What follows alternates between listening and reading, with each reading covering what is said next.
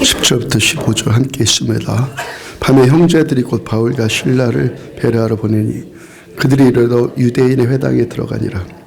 베레아에 있는 사람들은 데살로니가에 있는 사람들보다 더 너그러워서 간절한 마음으로 말씀을 받고 이것이 그러한가 하여 날마다 성경을 상고하므로 그 중에 믿는 사람이 많고 또 헬라의 기부인과 남자가 적지 않아.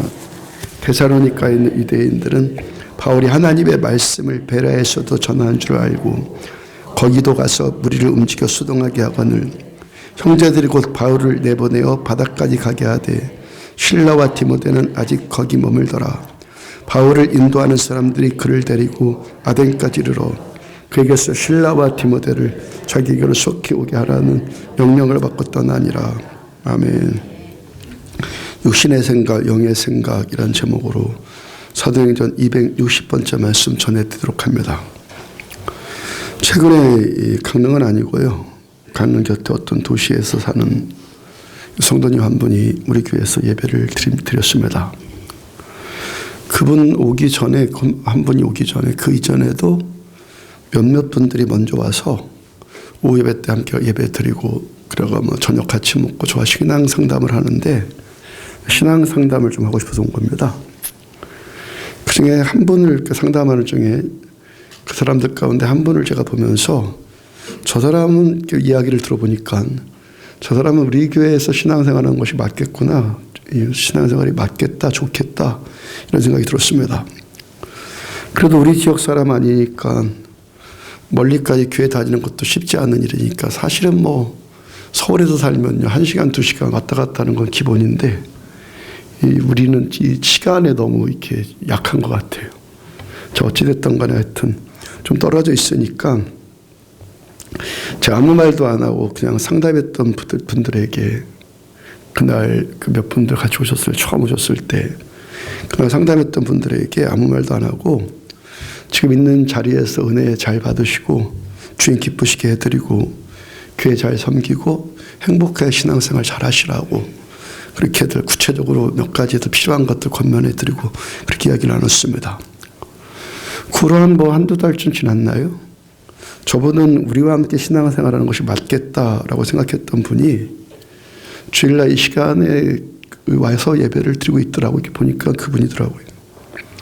오전 예배 끝나고 점심 먹으면서 이야기를 나누는데 그분 표현 그대로 하자면은 주변 사람들이 자신을 보면서요. 주변 사람들이 같이 신앙생활하면서 사람들이 이야기를 하는데 자기를 너무 감정적인 것이 아니냐라고 말을 한다는 거예요. 감정적인 것이 아니냐.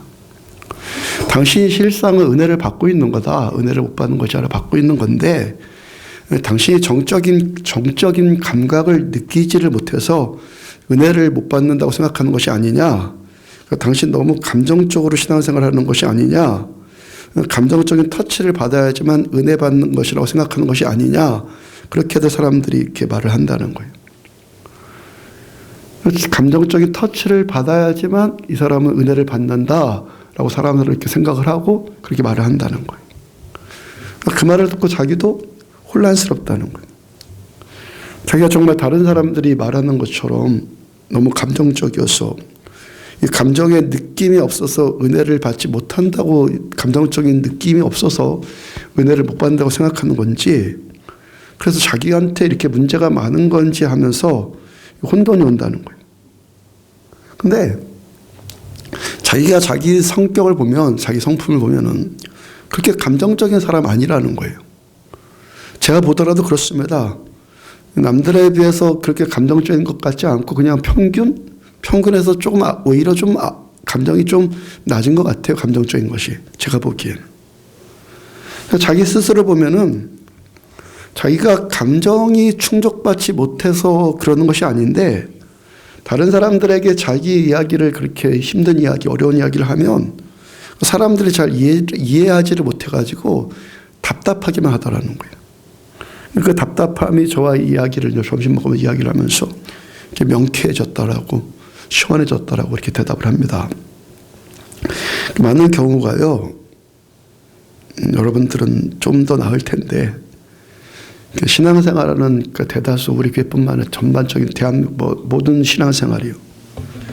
이 영적인 터치와 감정적인 터치를 잘 구분하지 못합니다. 많은 경우 잘 구분을 못해요.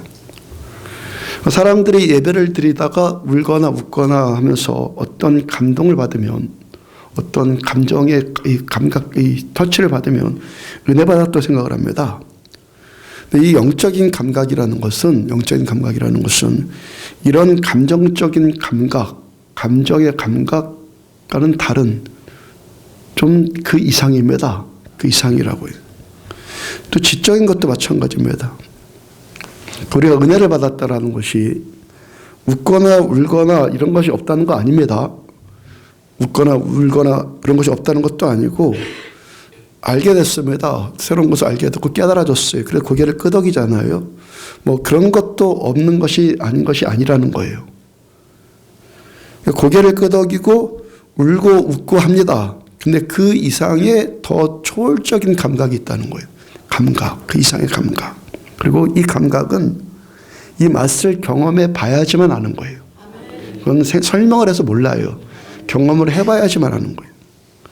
그러니까 울고 웃는 것 이상으로 감정적인 것 같기도 하고 또 아닌 것 같기도 한데 울면서도 그 서러워서 서글퍼서 우는 것이 아니라 때로 마음속 깊이 내가 잘못했다는 것이 깨달아지고 잘못했다는 것이 깊이 깨달아지면서 하나님 앞에 그 회개를 하는데 오히려 홀가분해지는 거예요. 오히려 홀가분해지면서 자유함이 임하면서 평강이 맙니다. 울면서 평강이 임해요.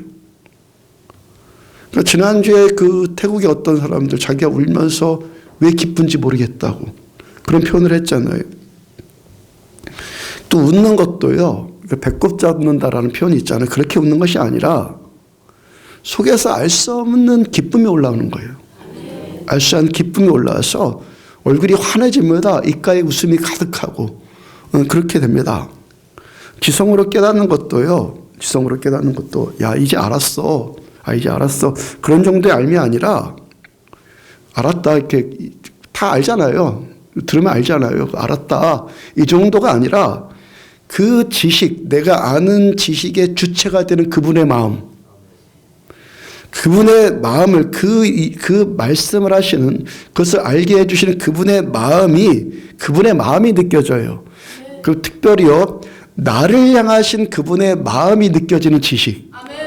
내가 알았어요. 그냥 아는 것이 머리로만 그냥 알았어요. 끄덕이는 게 아니라 이 안다라는 것이 그분이 나한테 이런 말씀을 하셨는데 이런 말씀을 하신 그분의 마음이 나한테 그대로 느껴지는 거예요.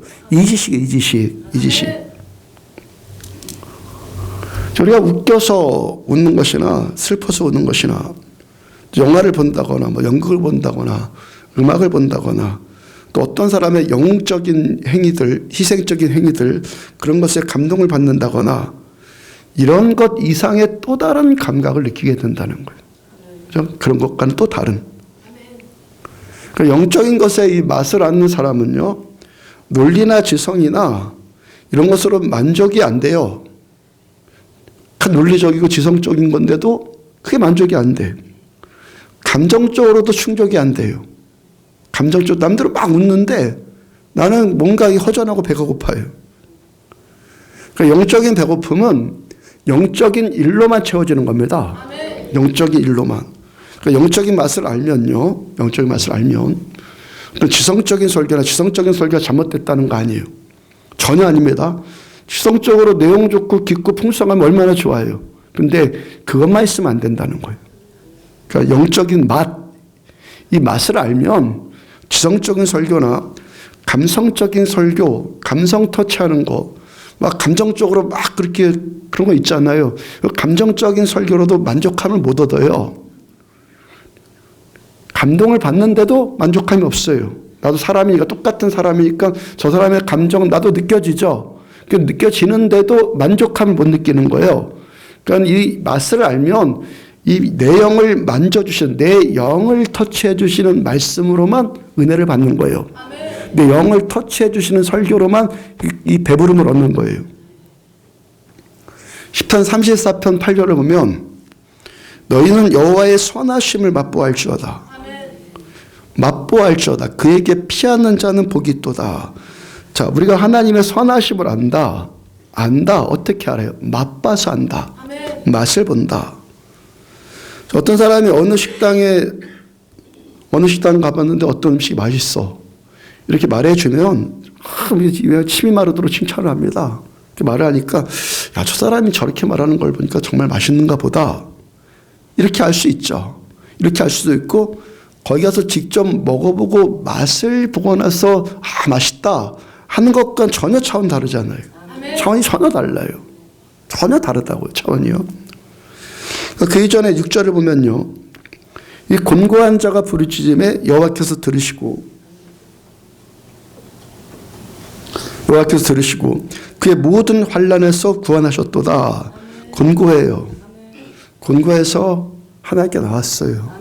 기도했더니 하나님께서 들어주셨어요. 응답해 주셨어요. 내 곤고함이 해결됐어요. 그때 사람이 뭔가를 좀 도와주면 감사합니다 그러잖아요. 감사합니다 그러는데 속에서 막 올라온 기쁨, 뭐 때로 느낄 수도 있는데 대부분은 그냥 감사합니다라고 정중하게 표현하잖아요. 근데 하나님께서 도와주신 이 감동은요, 구원은요, 이 기쁨이 속에서 막 올라와요. 기쁨이 막 속에서 올라온다고요.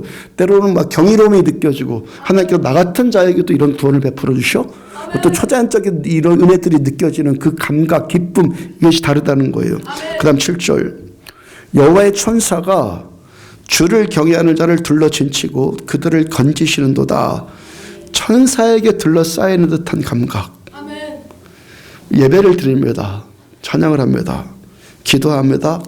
말씀을 듣는데 때로 주님의 임재하심이 빽빽하게 채워지는 것 같은 그런 느낌을 받을 수도 있습니다. 그 다음 10절. 젊은 사자는 궁핍하여 줄일지라도 여호와를 찾는 자는 모든 좋은 것에 부족함이 없으리로다. 자, 속이 배고픈 것처럼 공허해져요. 뭔가를 자꾸 막 먹고 싶어요. 막 허해져가지고. 이럴 때 하나님을 찾는데 한참을 예배드리고 기도하다 보니까 심령에 깊은 만족함이 느껴져요. 허해졌는데, 허해서 왔는데 깊은 만족감이 느껴지는 거예요. 그다음 15절. 여호와의 눈은 의인을 향하시고 그의 귀는 그들의 부르짖음에 기울이시는도다. 자, 우리가 예배를 드립니다.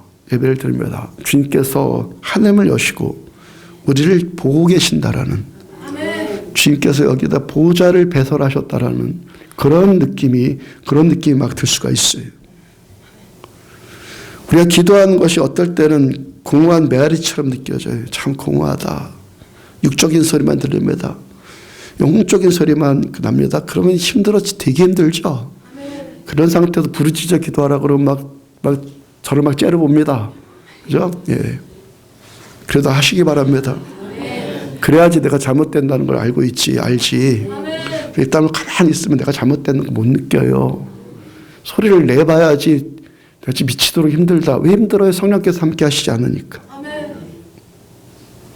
근데 때로는 막 소리내서 기도하는 것이 막 공허하고 힘들고 내가 지금 뭘 하고 있는 건가 이럴 때도 있는데, 또 우리가 기도하는 것이 하나님이 지금 나와 함께 하셔서 여기 오셔서 내 기도를 다 듣고 계신다는 강한 확신이 들 때가 있다고요.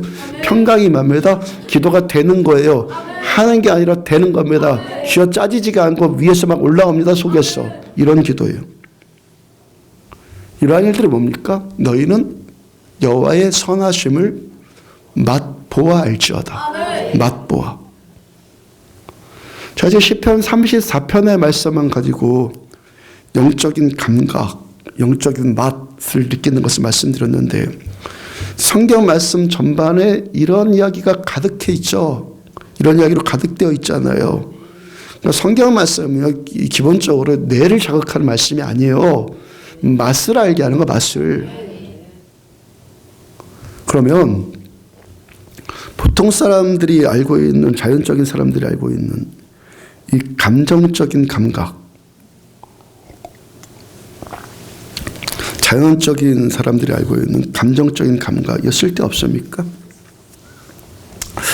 언젠가 삼색삼인 그런 책을 봤어요. 영성으로 탁월한 분, 지성으로 탁월한 설교, 감성으로 탁월한 설교. 이거 삼색삼인 이거 틀렸습니다. 지성과 감성 이것 자체가 틀린 건 아닌데 만약에 영성이 없다면 지성만 있는 설교 이거 틀린 겁니다. 감성만 있는 설교 틀린 겁니다. 영성이 있어야죠. 감성 사람 감정 자극하는 게 뭐가 설교예요? 사람 머리만 자극하는 게 뭐가 설교예요? 강연이라고 그러죠. 강연. 그거는요. 아니요. 그건요. 영성이 살아있어요. 영성이. 감정적인 감각 쓸데없습니까? 감정이 메말라 있는 것보다 낫겠죠. 메말라 있는 것보다 낫겠는데 단적으로 말하자면 감정적인 감각이요. 신앙생활하는 것과 별로 상관없어요. 신앙생활하는 것과 감정적인 감각, 혼적인 감각, 우리들이 감정이 일반적인 뭘 얘기하는지 아시죠? 이 감정의 감각은 별로 상관이 없어요. 요한복음 6장 63절 살리는 것은 영이니 육은 무익하니라. 내가 너희에게 이른 말은 영이요 생명이니라. 내가 주님과 관계를 맺습니다. 주님께로부터 임하는 어떤 맛, 이 감각을 느끼는 것은 육으로 느끼는 게 아닙니다. 영으로 느끼는 겁니다. 영으로 경험하는 것만 유익한 겁니다. 아멘이죠? 이걸 영분별이라고 하는 겁니다. 영으로 느끼는 것만 유익한 것이죠. 주님의 말씀을 전한 이 설교, 교회는 성령이 교회들에게 하시는 말씀을 들을지어다. 성령이 하시는 말씀을 들었죠. 이 설교 말씀이 영으로 전해져서 영으로 듣고 생명들이 살아나고 이게 말씀이죠. 지성만 자극하고 감성만 자극하고 아무 소용도 없어요. 이 말씀이 영으로 전해져서 영으로 듣고 우리들의 이 영의 생명이 살아나야지만 이 말씀이 의미가 있는 것이고 이 말씀이 귀한 거죠. 요한복음 3장 3절 사람이 거듭나지 아니하면 하나님의 나라를 볼 수 없느니라. 그 다음에 5절 중간입니다. 사람이 물과 성령으로 나지 아니하면 사람이 거듭나야지만 하나님의 나라를 본다. 그 다음에 5절 중간 사람이 물과 성령으로 거듭나지 아니하면 하나님 나라에 들어갈 수 없느니라. 거듭난다는 것이 무엇으로 어떻게 거듭납니까? 물과 성령으로. 물과 성령으로 거듭난 사람만이 하나님의 나라를 보고 감각을 느끼고 하나님의 나라에 들어갈 수 있어서 하나님 나라의 것들을 누릴 수가 있게 되는 겁니다. 물과 성령으로 거듭난 사람. 제가 생수의 강이라고 표현을 했죠. 생수의 강이신 성령으로 거듭난 사람. 꼭 때로 물에 잠기는 듯한 성령님으로 덮이는 것 같은 감각, 성령님이 나를 다 감싸주시는 듯한 그런 감각을 아는 사람이 하나님 나라를 보고 하나님 나라에 들어가서 하나님 나라의 맛을 즐길 수가 있는 거예요. 그 다음 6절 육으로 난 것은 육이요 영으로 난 것은 영이니 육적인과 영적인 것은 서로 섞이지 않아요. 혼과 감정과 영은 섞이지 않는다고요. 육으로 난 것은 육일 뿐이고 영으로 난 것은 영일 뿐이에요. 육은 육일 뿐이고 영은 영일 뿐이라고요. 다음에 요한복음 그 다음은 4장이요. 4장 13절. 예수께서 대답하여 이르시되 이 물을 마시는 자마다 다시 목마르려니와 물과 성령으로 거듭난다.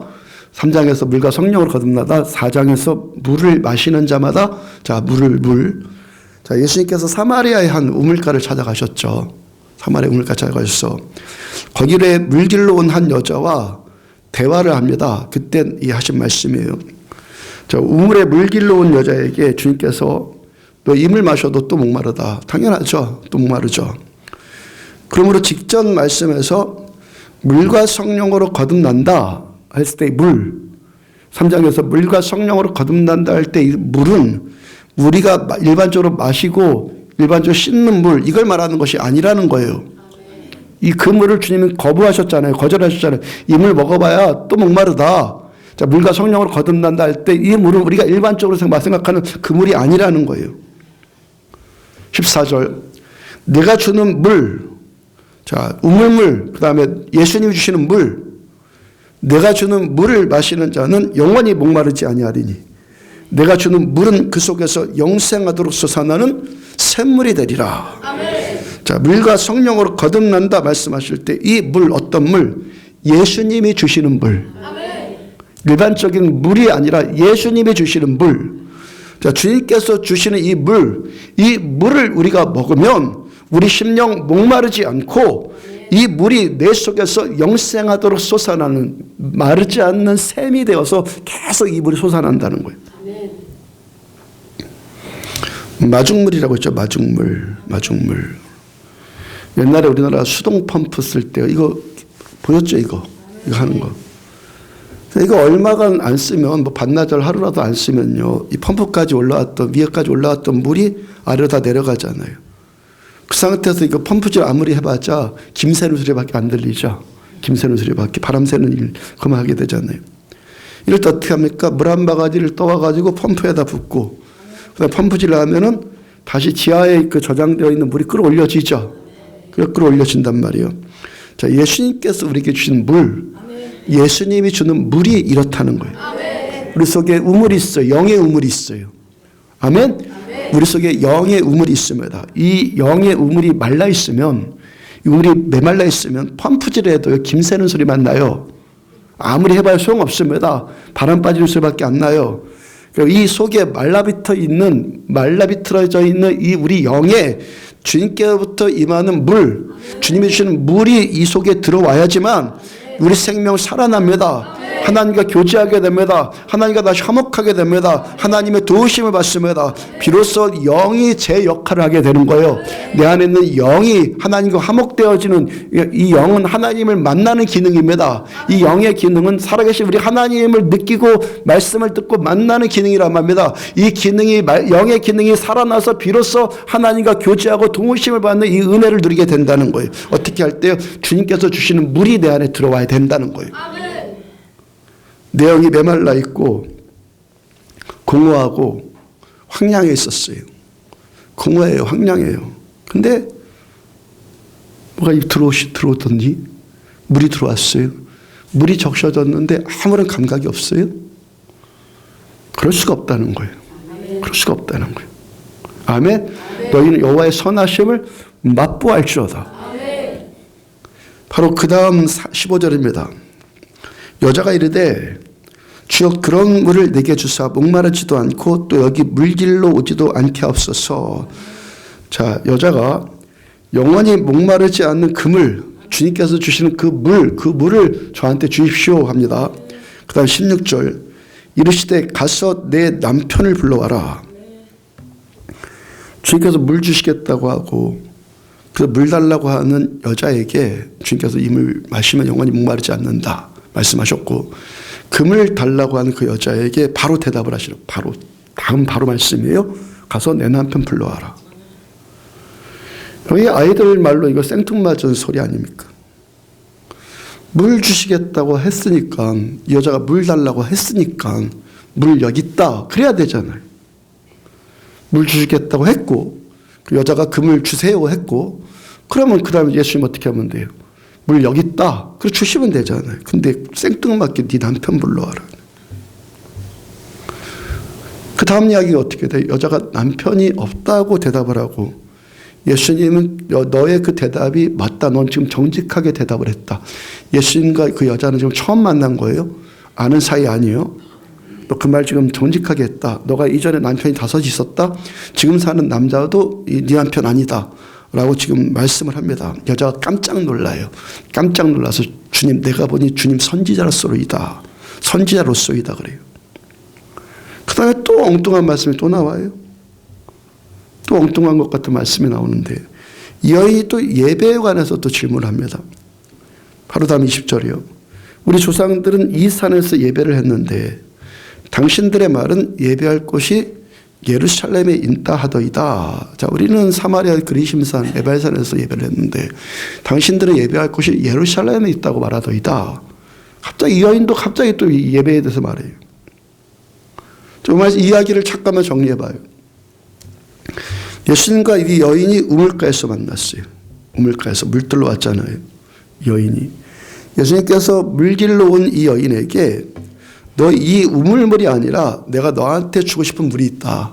내가 주고 싶은 물이 있다. 너가 이 물을 먹으면, 우물물을 먹으면 또 목마른데 내가 주는 이 물을 먹으면 너 속에서 영원히 솟아나는 샘물이 되어서 너가 영원토록 목마르지 않을 거다 말씀하셨어요. 그러니까 여자가 당연히 그 물 달라고 했죠.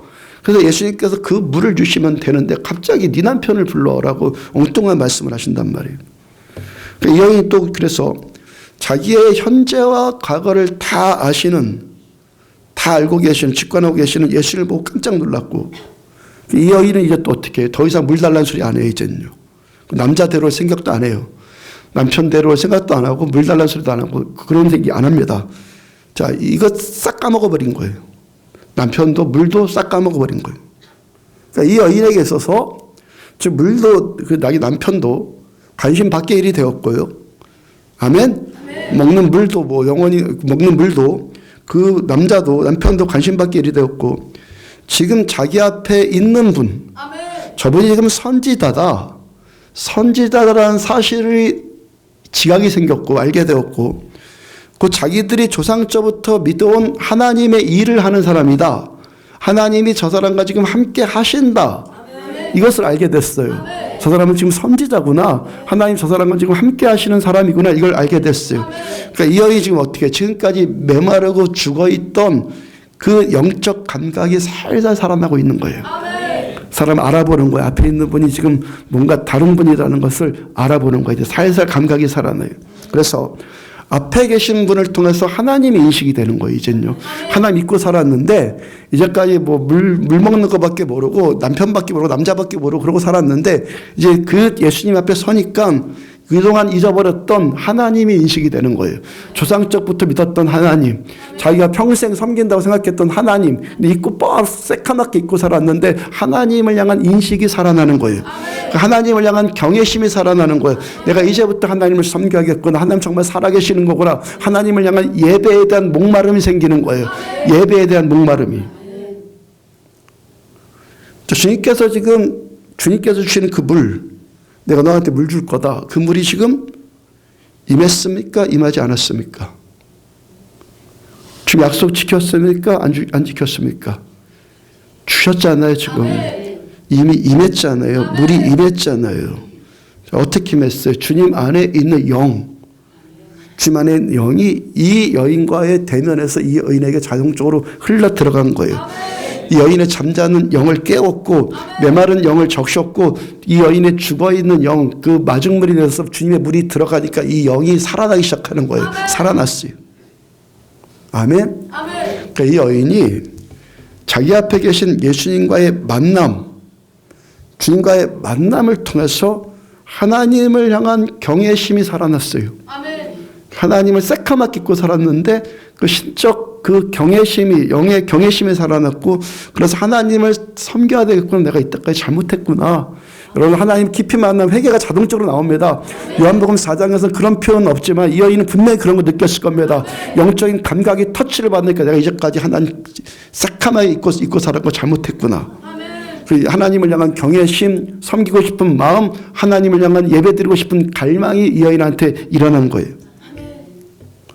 예수님을 만나고 예수님과 대화하고 예수님을 믿고 예수님과 접촉하는 이 사건 자체가 예수님이 주시는 샘물이 공급되어지는 거예요.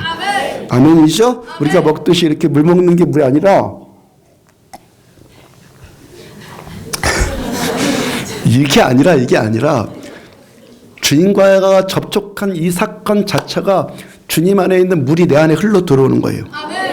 이게 그리스도인이에요. 이 생명 충만히 받으면 우리 또 누군가에게 흘러가요. 이게 그리스도인이라고요.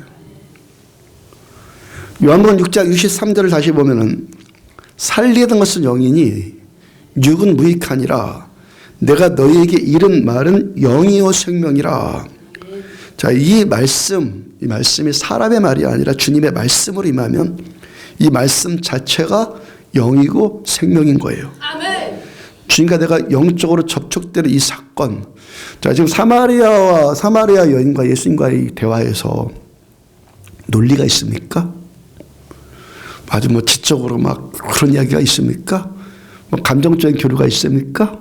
막 여인이 뭐 감정적으로 막 그런 거 느끼고 막 울고 좋고 막 그럽니까? 저 그런 거 없지 않아요. 주님과 접촉을 하고 있어요.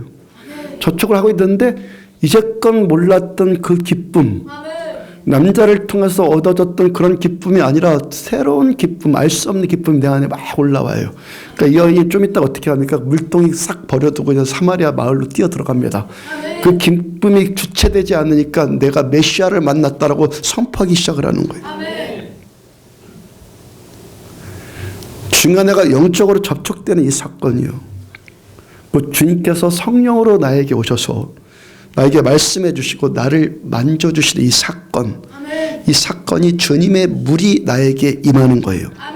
주님께서 니고데모에게 3장에서 니고데모에게 물과 성령으로 거듭나야 한다라는 이 말씀하신 것은 곧 앞에 계신 예수님을 만나고 앞에 계신 예수님의 말씀을 듣고 예수님을 믿는 거예요. 예수님을 믿는 거예요. 너희는 여호와의 선하심을 맛보알지어다. 그러면 하나님의 선하심을 맛보는 것은 어떻게 맛본다는 거예요? 성령께서 나에게 임재해 주시는, 나에게 오셔서 나를 만져주시는 영적인 감각, 이 감각으로 경험되어지는 거예요. 이것을 예수님께서 물을 먹었다라고 표현하는 겁니다. 물과 성령으로 거듭났다고 주님이 말씀하신 거예요.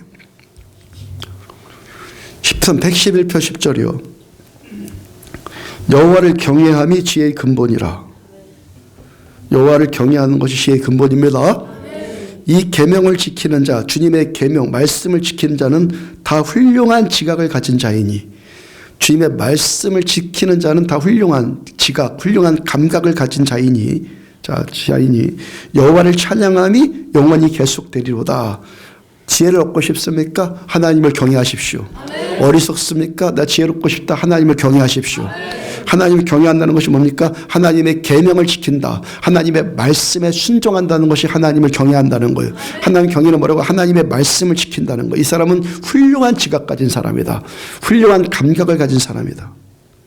그러니까 이 훌륭한 지각을 가진 사람, 훌륭한 감각을 가진 사람이 하나님의 말씀, 계명의 말씀을 순종해서 하나님을 경외할 수 있게 된다는 것이죠.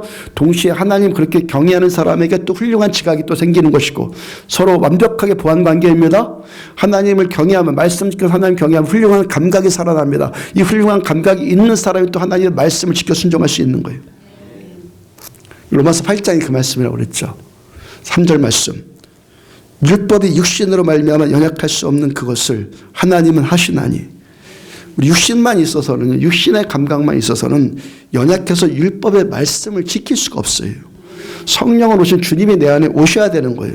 4절 육신을 따르지 않고 그 영을 따라 행하는 우리에게, 이제부터 영을 따라서, 이 감각이 살아서, 훌륭한 지각이 살아서 이 영을 따라 행하는 우리에게 율법의 요구가 이루어지게 하려 함이라. 자, 우리가 육신을 따르지 않고 영을 따라 살 때 성령께서 내 안에 임하셨다는 이 훌륭한 지각, 훌륭한 감각이 있는 사람이 성령님의 직접적인 도우심을 받아서 말씀에 순종하면서 살 수 있습니다. 이 말씀 3주 전이나 2주 전에 전해드린 말씀이죠. 예배 드리듯이, 예배 드리면서 성령께서 임재하시지 않으면 예배 못 드리잖아요. 성령께서 기름 부으시지 않으면 우리 예배 실패입니다. 간절히 얼마나 우리가 성령님의 기름 부으심을 구합니까? 성령님의 임재 안에서 예배 드리듯이 성령님이 임재하시지 않으면 이 예배가 실패할 수밖에 없고, 우리 삶도 똑같다 이겁니다. 우리 삶도 똑같습니다. 성령께서 임재하셔야지만 삶으로 살아낼 수 있는 거예요. 그러니까 우리가 하나님을 영원히 찬양할 수 있게 되는 거죠. 어제는 고등부 혁진이가 저한테 와서 기도를 받다가, 목사님 질문이 있는데 그럽니다. 예수님 믿으면 성령님이 내 안에 오신다고 하셨잖아요. 저는 성령님이 나한테 오셨다는 것을 믿거든요. 그럽니다. 거기까지만 말했어요. 아마도 뒤에 질문은 그거일 것 같아요. 말을 안 했는데 제 생각입니다. 제 생각인데 뒤에 질문은 성령님 나한테 오셨다는 거 제가 믿거든요. 그 뒤에 질문 뭐일 것 같아요? 왜 기도한 대로 응답되지 않는 거죠? 아마 그게 묻고 싶었을 거예요. 맞아? 그래. 맞다고 하잖아요. 자, 목사 먼저 아이에게 너가 지금 질문하는 것은 목사인 나도 싸우는 일이고 평생 싸워야 하는 일이야. 예수 믿는 자들은 다 그 싸움을 싸워야 돼. 대답해 줬고요. 그리고 믿음이 뭐냐면, 너가 지금 믿는다고 했는데 믿음이 뭐냐면, 내가 믿습니다 하고 생각만 하는 게 아니야. 생각만 하는 것이 아니라 믿음에는 증거가 따르는 거야. 믿음의 증거가 따른다고 이야기해 줬어요. 2주 전 설교에 하나님께서 아브라함에게 이삭을 바쳐라 말씀하셨고 아들을 바치라고, 아브라함이 아들을 바치려고 그 말씀 그대로 순종해서요, 아들을 모리아산으로 데리고 와서 제단 위에 바로 올립니다. 그리고 칼로 꺼내서 잡으려고 하는 그 순간 하나님의 말씀이 들리고 그 손을 멈추게 하셨고, 이삭 대신에 숲풀에 뿔이 걸려있는 수양을 하나님이 준비해 놓으셨어요. 제물로 예비해 두셨어요.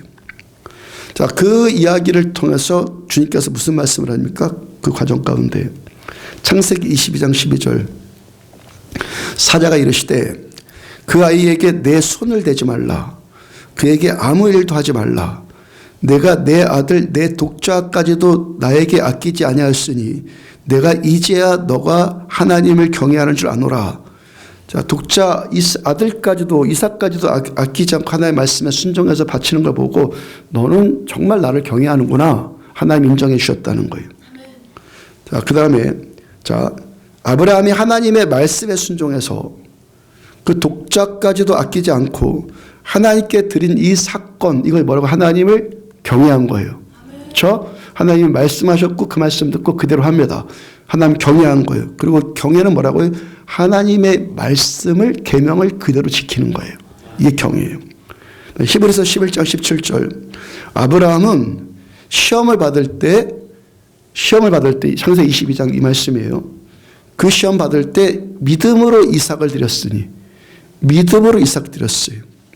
자, 아브라함이 어떻게 이삭을 드립니까? 믿음으로. 그러므로 믿음, 경외, 순종, 계명 지키는 것 다 같은 말씀이에요. 믿음, 경외, 말씀에 순종하는 것, 계명 지키는 것 다 같은 말씀이라는 거예요. 하나님의 말씀을 지키는 사람은 계명에 순종하는 사람이고, 이 사람이 하나님을 경외하는 사람이고, 이 사람이 어떻다고 훌륭한 지각을 가진 사람이다. 자, 하나님의 말씀을 지켜 순종하는 것도, 말씀을 내가 지켜 순종합니다, 이건 아무나 못해요.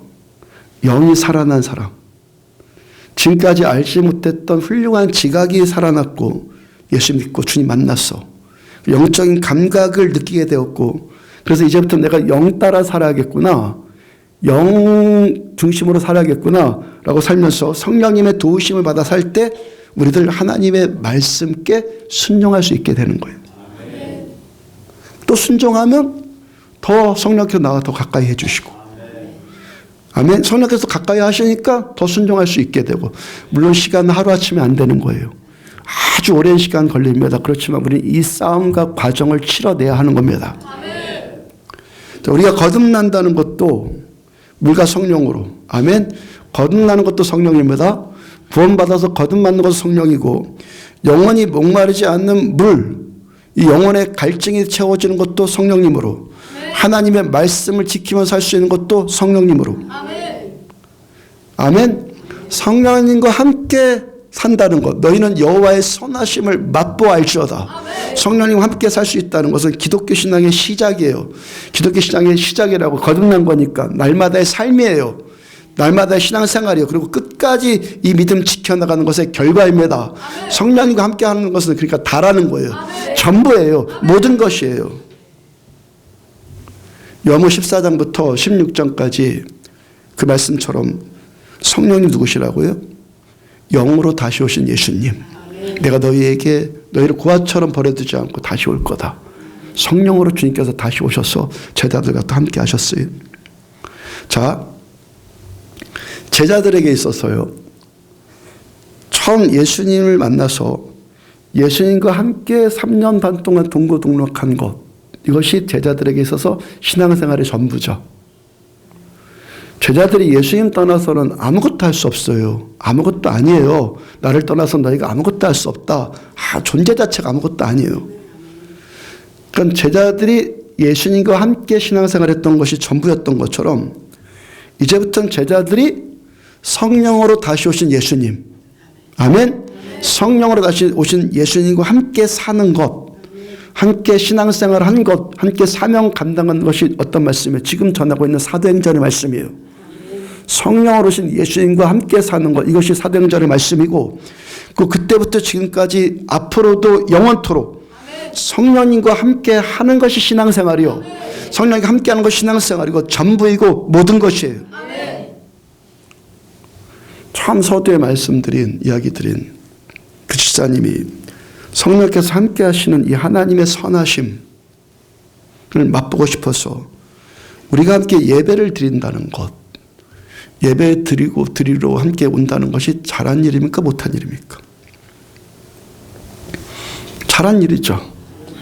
잘한 일이죠. 무조건 잘한 일이죠. 주님께서 우리에게 성령으로 기름 부어주시고 우리를 만나주시는 이 하늘의 맛, 이 맛을 누리고 영원히 목마르지 않는 물을 먹고 싶다는 것, 이건 100번 잘한 일 아니죠. 무조건 잘한 일이에요. 그렇죠? 제가 그 집사님이 여기 오고 싶다고 하셔서 그 목마름, 당신 안에 있는 그 목마름이 해결받을 수 있는 교회 만날 때까지 얼마든지 우리에게 오시라고 제가 그랬죠. 그 집사님이 알았다고 했고, 근데 다음 주일에 보니까 집사님이 안 왔어요. 제가 궁금하기도 했고, 그렇게 목말라서 이렇게 찾아온 사람이, 여기까지 찾아온 사람이 온다고 했다고 바로 다음 주에 안 오니까 제가 궁금하기도 했는데 행여 부담될까 봐서 아무 연락도 안 했어요. 다음날 전화가 왔어요. 그 주간에 서울도 다녀왔다고 그러고 몸도 무리를 해서 그런지 몸이 너무 아파서 병원에 가게 되었다는 거예요. 병원에 가서 진단해 보니까 앞으로 2주일 동안은 무조건 병원에 입원해야 되는, 2주일은 무조건 병원에 입원해야 되는 그런 병을 진단받았어요. 또 중간에 연락을 하게 되었는데, 병원에 있으면서 이제 입원해 있으면 연락하게 되었는데, 남편이 회사에서 이전부터 노조 문제로 노조위원장과 갈등이 있었다는 거예요. 그 노조위원장과 갈등이 있었는데 그 문제 때문에 그 노조위원장이 좀 선하지 않은 것 같아요. 들은 이야기로만 들어보면. 그 남편은 그냥 멀리 정근 가게 해버린 거예요. 멀리 전출시켜버린 거예요. 이쪽 안고 거꾸로 그냥 대각선으로 거꾸로 지역으로. 저 끝에서 끝으로. 그 병원을 퇴원해서도 남편이 전근 간 곳으로 함께 가서 그걸 산다는 게 아니라 함께 가서 하루 이틀 가서 짐 정리 좀 해줘야 될 것 같아서 한 주를 또 늦출 수밖에 없다라고 저한테도 이야기를 하더라고요. 여기 온다고 그랬는데 갑자기 2주일 동안 입원해야 되는 병이 오고 그 중간에 또 남편이 그냥 전출 가버리고 전출 가게 되고 이럴 때 퍼뜩 드는 생각이 뭡니까? 퍼뜩 드는 생각. 하나님 뜻 아닌가 봐. 여기 오는 것 하지 말아야 하는가 봐. 대부분 퍼뜩 그런 생각이 들 수 있습니다. 근데 그럴 수도 있고 그렇지 않을 수도 있어요. 자, 이건 지혜롭게 들으셔야 되는 겁니다. 근데 자, 동기가 뭐냐? 그리고 퍼뜩 든 생각, 여기가 하나님 뜻이 아닌가 할 때는 아브라함처럼 또 다른 것을 하나님이 예비해 놓으셔야 되는 거예요. 이해가 되시죠? 아무것도 예비되어 있지 않는데 이게 아닌가 봐. 이것은 답이 틀렸다는 것이죠. 예. 자, 그 다음에 그러니까 그 은혜 받고 싶어서 그 먼 거리도 마다하지 않고 오겠다. 이게 죄 짓는 일입니까? 그 먼 거리도 마다하지 않고 오겠다. 이게 죄 짓는 일입니까? 나쁜 일입니까? 하나님이 어떤 분이신데? 하나님 누구신데? 선하신 하나님은 선한 일만 하시는데 너희는 여호와의 선하심을 맛보알지어다. 그 일이 뭐가 잘못된 일이라고 2주일이나 입원해야 되는 병에 걸리게 만들고 또 남편이 뭐 멀리 전국까지 가는 그런 일을 겪게 합니까? 하나님께서 그분이 여기 오는 길을 막으려고 병 주고 남편이 멀리 전국 가게 하고 하나님이 그렇게 하셨겠습니까? 여러분, 우리가 아들을 키웁니다. 우리도 아들을 키워요. 자, 이 아들이 어디 가서 자기한테 좀 유익한 일을 좀 하고 싶다. 나 일을 좀 하고 싶다. 근데 그 나쁜 일이 아니에요. 좋은 일이에요. 그러면 가는 것이 마음에 안 든다고 다리까지 분질러 놓습니까? 죄 짓는 일도 아니고 잘못한 일도 아닌데 뭐 내가 행여 내 마음에 내 생각과는 맞지 않을 수 있죠. 그죠? 하겠다는 게 죄 짓는 일도 아니고 나쁜 일도 아닌데 내 마음에 별로 안 들어요. 그럼 어떻게 해야 돼요? 좋은 말로 설득을 하죠. 좋은 말로 설득을 하지. 무슨 예배 드리고 은혜 받고 싶다고 하는데 그게 뭐가 잘못이라고 병이 생기고 그 어려운 일을 겪게 하겠냔 말이에요. 하나님이 누구신데. 1년 전쯤에요. 교회 앞에 거울공원에서 어떤 분이 어떤 분을 전도했어요. 1년 전이지 언니지 하여튼. 먼저 그 전도한 분부터가 우리 교회 분이 아니어서 제가 어떤 분이라는 거예요. 우리 와서 종종 기도하고 예배드리고 그런 분이었어요. 그분이 전도를 한 거예요. 이분이 거울공원에 있는데 어떤 분을 만났어요. 그래서 만나서 그분을 전도해서 그분이 우리 교회 나오게 되었어요. 나이는 한 60 초반쯤 보이는 여성분이었는데 제가 이분을 처음 봤을 때도 저분은 참 어렵게 인생을 살았겠구나. 그 첫인상이 그렇게 느껴지더라고요. 그 온날 첫날부터요 은혜를 받는데 착실하게 교회 나오더라고요. 착실하게 교회를 나와요. 그러다가 뭐 한두 달 그렇게 했나요? 마음에 작정을 하더라고요. 내가 이 교회에 등록을 하고 열심히 신앙생활을 해야겠다라고 마음을 작정을 했어요. 그래놓고 그 주부터 저한테 그렇게까지 얘기를 한 것, 간접적으로 들은 건지 하여튼 그 얘기를 들렀는데 그 주부터 교회를 또 안 나와요. 착실하게 이제껏 잘 나왔던 분이 교회라고 처음 나왔지만 그래도 은혜 받고 착실하게 나왔던 분이 안 보이니까 전화를 해봤어요. 그 주에 사고가 났다는 거예요. 팔이 부러졌다는 거예요. 그러면서 하는 말이 자기가 지금까지 인생살이가 거의 이랬대요. 뭘 좀 잘 해보려고 하면은 많은 경우가 이런 일들을 겪었다는 거예요. 그래서 교회 나오기를 포기했다는 거예요. 팔이 부러져가지고 교회 못 나오게 한 거 이게 하나님의 뜻입니까? 아멘이죠, 여러분들. 아멘. 잘들 분별들을 잘 하셔야 되는 겁니다. 아멘. 그게 하나님의 뜻이겠냐고 그게요. 누가 한 거예요?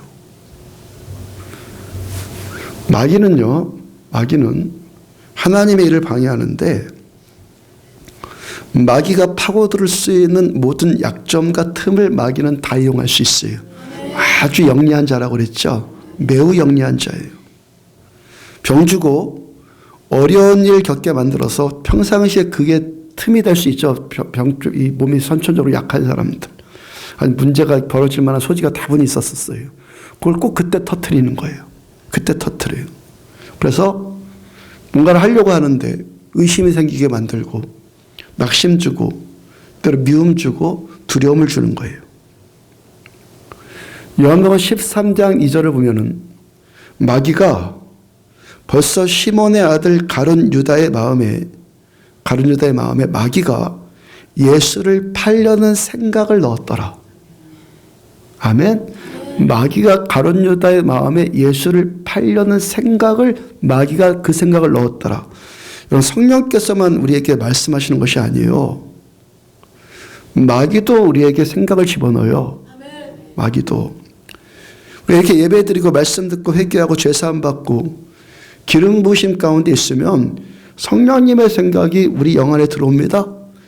요한복음 4장에서 예수님과 그 여인의 그 접촉처럼 주님의 물이 우리에게 들어오는 거예요. 우리가 성령님께 둔감해지고요.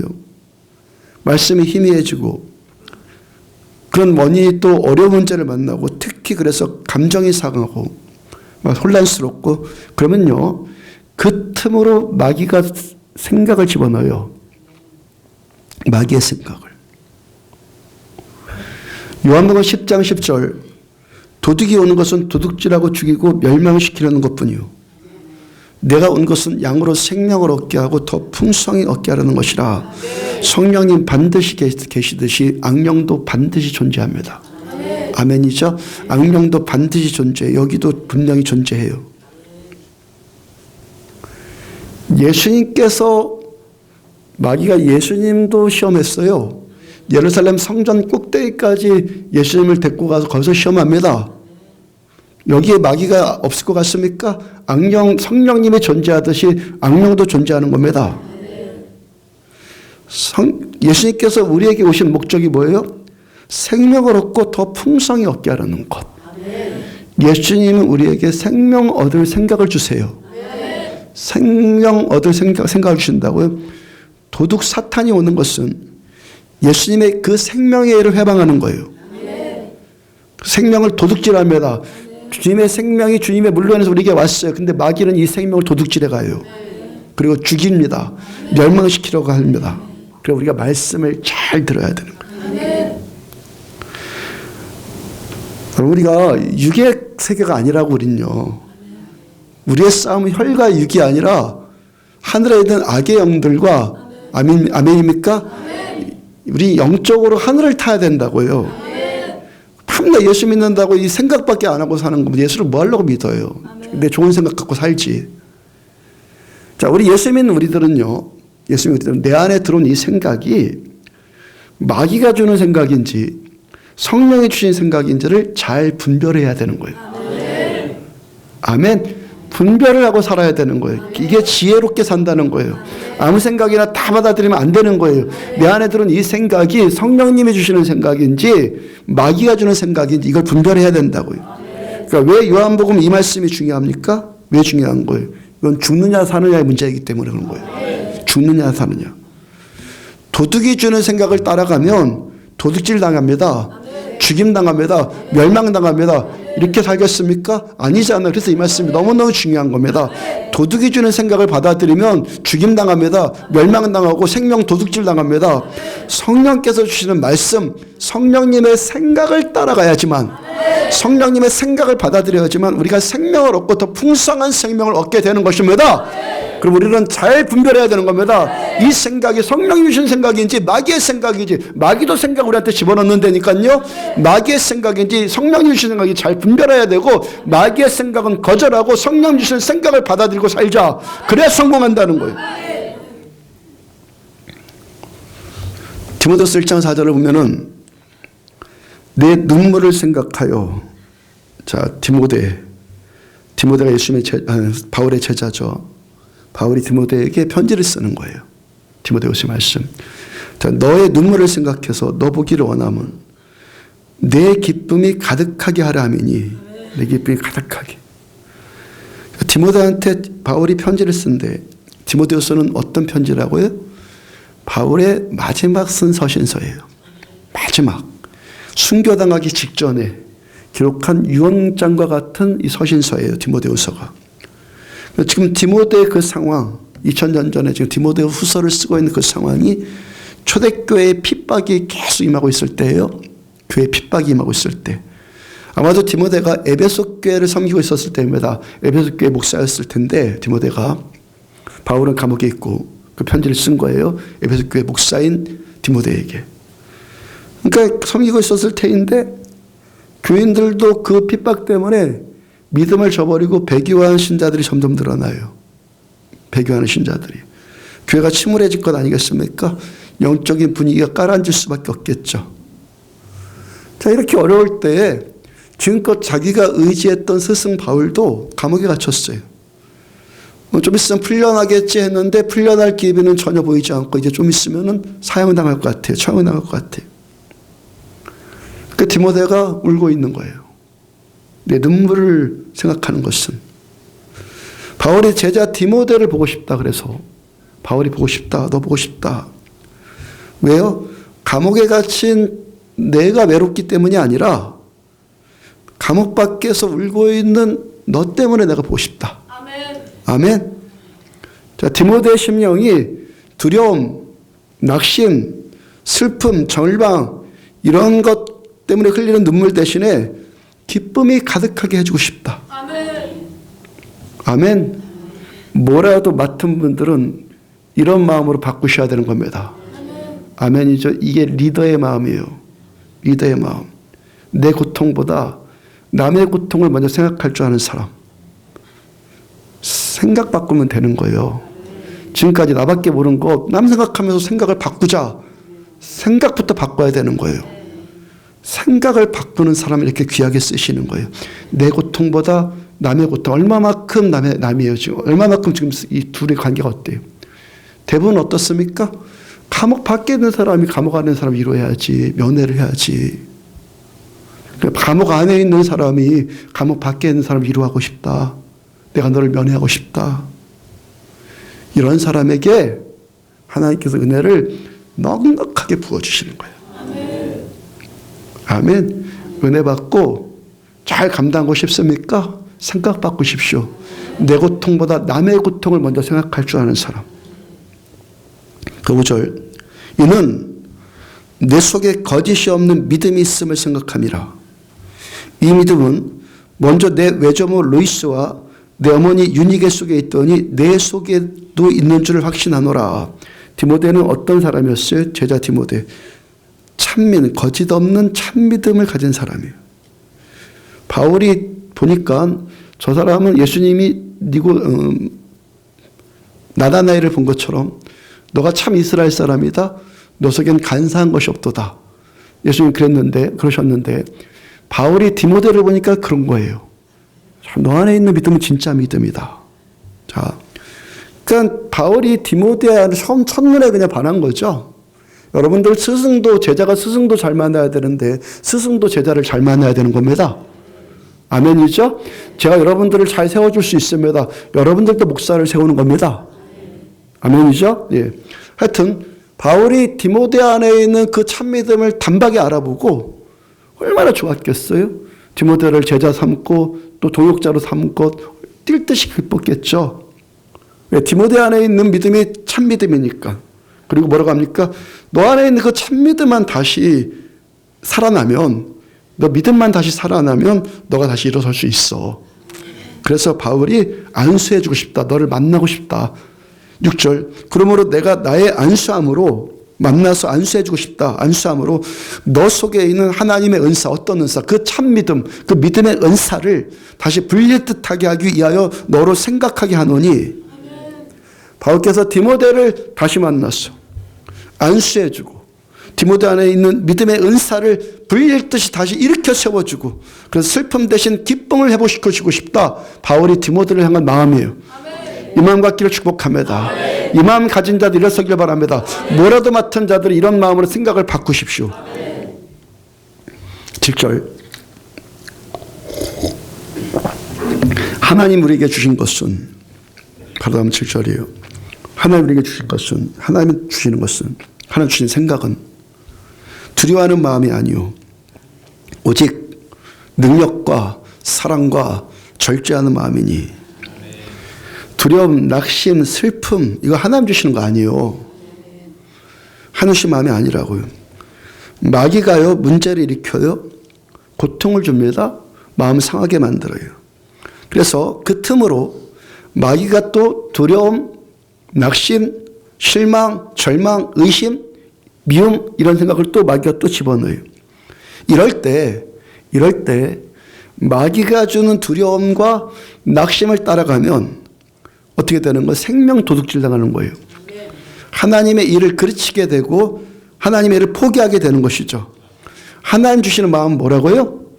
능력과 사랑과 절제하는 마음이에요. 어떤 상황에서? 모든 상황 가운데서. 초대교회 2000년 전에 그 불같은 핍박이 왔을 때 그 핍박보다 지금 핍박이 어렵겠습니까? 그 핍박이 임했을 때 하나님은 하나님의 마음을 주신다는 거예요. 어떤 상황 가운데서? 모든 상황 가운데서. 모든 상황 가운데서. 지금 고통의 문제가 생긴 상황이고 어려운 일을 겪고 있을지라도 여전히 하나님께서 우리에게 주시는 마음, 주기를 원하신다가 아니라 주십니다. 주고 계십니다. 받아들이는 것은 내가 선택하는 겁니다. 아멘입니까? 주고 계십니다. 받아들이는 것은 내가 선택하는 거예요. 어떤 상황 가운데서도 내가 지금 무슨 일을 겪더니 상관없어요. 하나님 뜻대로 하십니다. 하나님 성품대로 하십니다. 하나님께서 우리에게 주시는 마음은 능력과 사랑과 절제하는 마음을 우리에게 주십니다. 지금 어려움을 겪고 있다고 해갖고 내가 지금 어렵다고 해가지고 내가 지금 두려워하고 내가 지금 슬퍼하는 거, 이거 당연한 것 아니라는 거예요. 당연한 일이 아니라는 거예요. 이 생각은 마귀가 주는 생각이란 말입니다. 마귀가 주는 생각. 하나님께서는 어떤 상황과 현실 가운데 있을지라도 능력과 사랑과 절제하는 마음을 주세요. 내가 그것을 받아들이느냐 받아들이지 않느냐, 이 문제만 있는 거예요. 하나님께서 우리에게 주시는 마음은 포기하고 될 대로 되라, 제가 길 가고 싶은 마음, 이 마음을 하나님은 절제하게 하신다고요. 절제하게 하신다고요. 지금 상황이 어려울지라도, 장애물에 부딪혔을지라도 이보다 더 심한 일 겪을지라도 미움과 원망하는 마음 그런 거 주시지 않고 하나님은 사랑하는 마음을 주시는 거예요. 사랑하는 마음. 사람의 힘으로는 도저히 안 되는 절망적인 상황이지만 하나님은 능력 주세요. 하나님이 능력 주시면 할 수 있어요. 마귀는 두려움, 낙심, 절망, 슬픔 이런 거 주는데 하나님은 능력, 사랑, 절제하는 마음을 우리에게 주시는 거예요. 마귀가 주는 생각 따라가면은 도둑질 당하고 멸망당하고 죽임당합니다. 하나님께 주시는 생각 따라가면 생명을 얻고 더 풍성한 생명을 얻게 되는 것입니다. 생각의 싸움인 거예요. 8절. 그러므로 너는 내가 우리 주를 증언함과 바울이 우리 주를 증언함과 또 내가 주를 위해서 주님을 위해서 갇힌 나를 부끄러워하지 말고 오직 하나님의 능력을 따라 복음과 함께 고난을 받아라. 우리들 누구입니까? 안디옥 교회 어떤 교회입니까? 주님 증언하기 위해서 부르심 받은 교회예요. 우리는 교회 노래하기 위해서 사람끼리 어떻게든 즐기고 이런 교회 아닙니다. 우리는요 주님을 증언하기 위해서 부르심 받은 교회예요.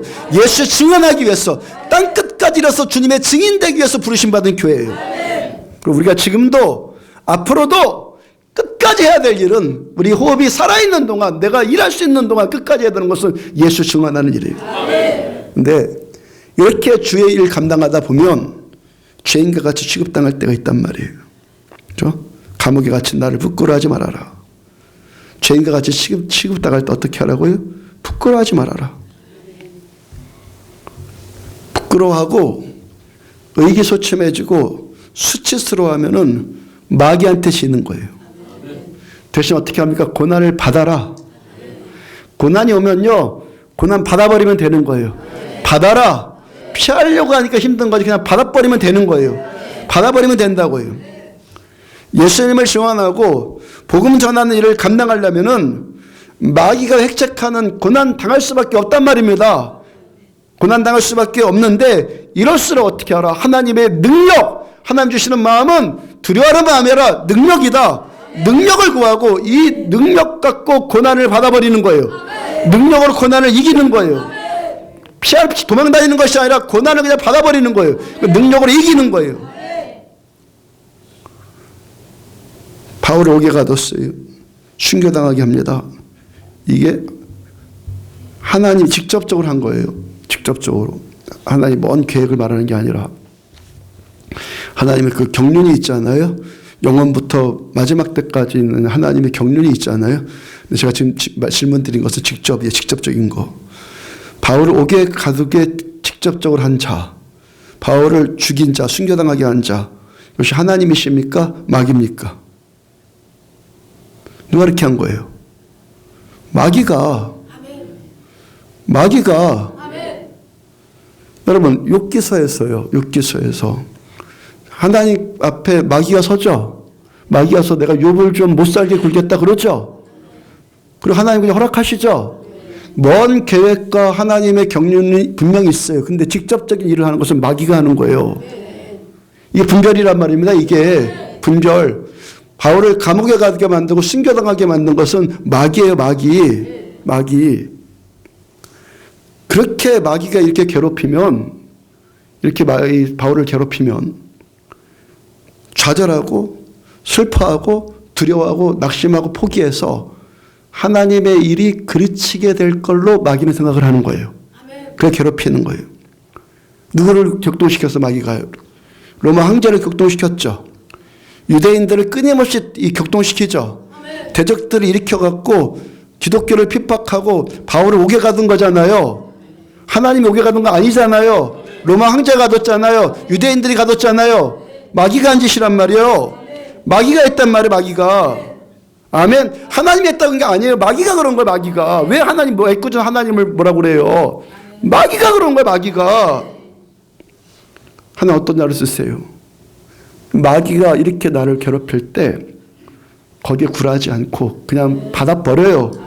그 능력으로 받아버리고 끝까지 갈 길 가는 사람을 쓰시는 거예요.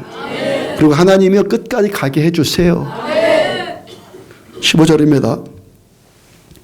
아시아에 있는 모든 사람이 나를 버린 이 일을 너가 안 하니 아시아에 있는 모든 사람이 바울을 버렸어요. 그 일을 디모데가 알아요.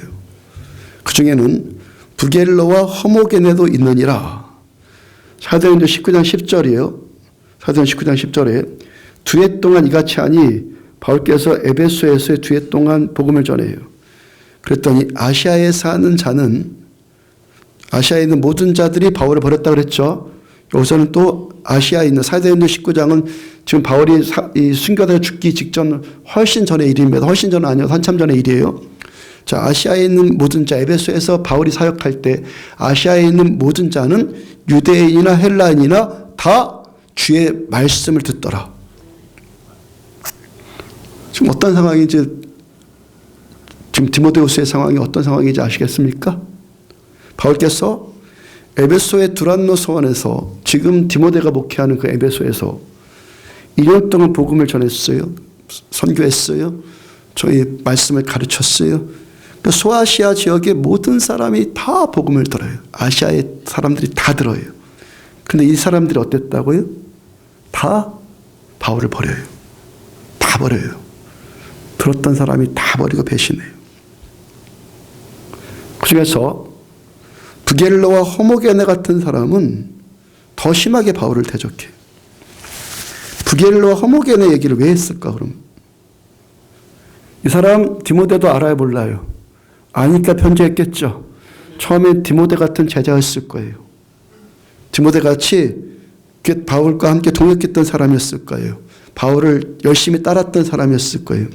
누구보다도 또 바울의 편이 되어줘야 될 사람들이에요. 처음엔 다 좋다고 예수 믿었던 자들이 지금 알곡과 쭉저기를 가려낸다고 그랬죠. 그물로 물고기를 잡아 올려서 많이 잡아 올려가지고 좋은 것들만 그릇에 담고 나머지는 다 버린다고 그랬죠. 이 일이 되는 거예요. 기독교 역사는 항상 이래요. 끝까지 가기를 축복합니다.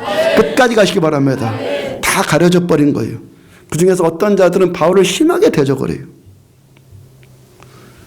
자, 이 상황을 한번 상상을 해보자고요. 저는 이 상황이 너무너무 제 심령에 다가와요. 제가 목회하는데 이런 일 겪어봐요. 처음에 예비 다 좋다고 막 그러다가 싹 떠나버려요. 제 심령이 어떻게요, 제가? 여기 서 있을 수 있었겠습니까? 있을지 없을지 모르겠지만 그래도 우리는, 이 시간 말씀 듣는 우리들은 바울을 따라야 되는 거예요. 바울의 지금 이 상황 가운데서, 디모데후서를 쓰고 있는 상황 가운데서 아시아에 있는 모든 자들, 그런 자들이 그냥 바울과 상관없는 자들이 아니라니까요. 바울에게 다 복음을 들은 사람이에요. 그중에 따랐던 제자들도 있고 다 버렸어요. 바울을 다 버리고 떠나버렸어요. 이걸 잘못 받아들이면, 여기서 성령의 소리가 아니라 악령이 주는 생각을 받아들이면 얼마나 수치스럽겠어요. 얼마나 의기소침해지겠어요. 얼마나 화가 나겠어요. 믿고 원망스럽겠어요. 다 때려치고 싶겠어요. 이거 뭐라고요? 야, 이건 이렇게 된 것 보니까 하나님 뜻이 아닌가 봐. 이거 뭐라고요? 마귀가 주는 생각이라고요. 마귀가 주는 생각. 하나님의 사람은 성령에 주시는 생각을 받아들입니다. 아멘이죠? 저는 여러분들이 계속 그 분별을 지금 말씀드리는 겁니다. 9절. 하나님이 우리를 구원하사 거룩하신 소명으로 부르심은, 하나님께로 부르셨어요. 거룩하신 소명. 저와 여러분들은 같은 배를 타고, 우리들의 비전은 사도행전 1장 8절 말씀이에요. 거룩한 소명을 부르셨어요. 오직 성령이 너에게 마시며 생각하고 증인이 될 거다. 이것은 우리의 행위대로 하심이 아니요, 김 목사의 행위 때문이 아니라 오직 자기의 뜻과 하나님의 뜻과 영원전부터 그리스도 예수 안에서 우리에게 주신 은혜대로 하심이라. 우리가 부르심 받았다라는 것은 나에게 근거되지 않아요. 나에게 근거되지 않는다고. 내가 잘하고, 내가 힘있고, 내가 깨끗하고, 내가 의로워서, 내가 완전해서 이런 것 때문에 부르심 받는 것이 아니다라는 거예요. 하나님의 은혜가 나 같은 자를 위해서도 예수님을 십자가에 못 박아서 그 피로 우리를 구원해 주셨어요.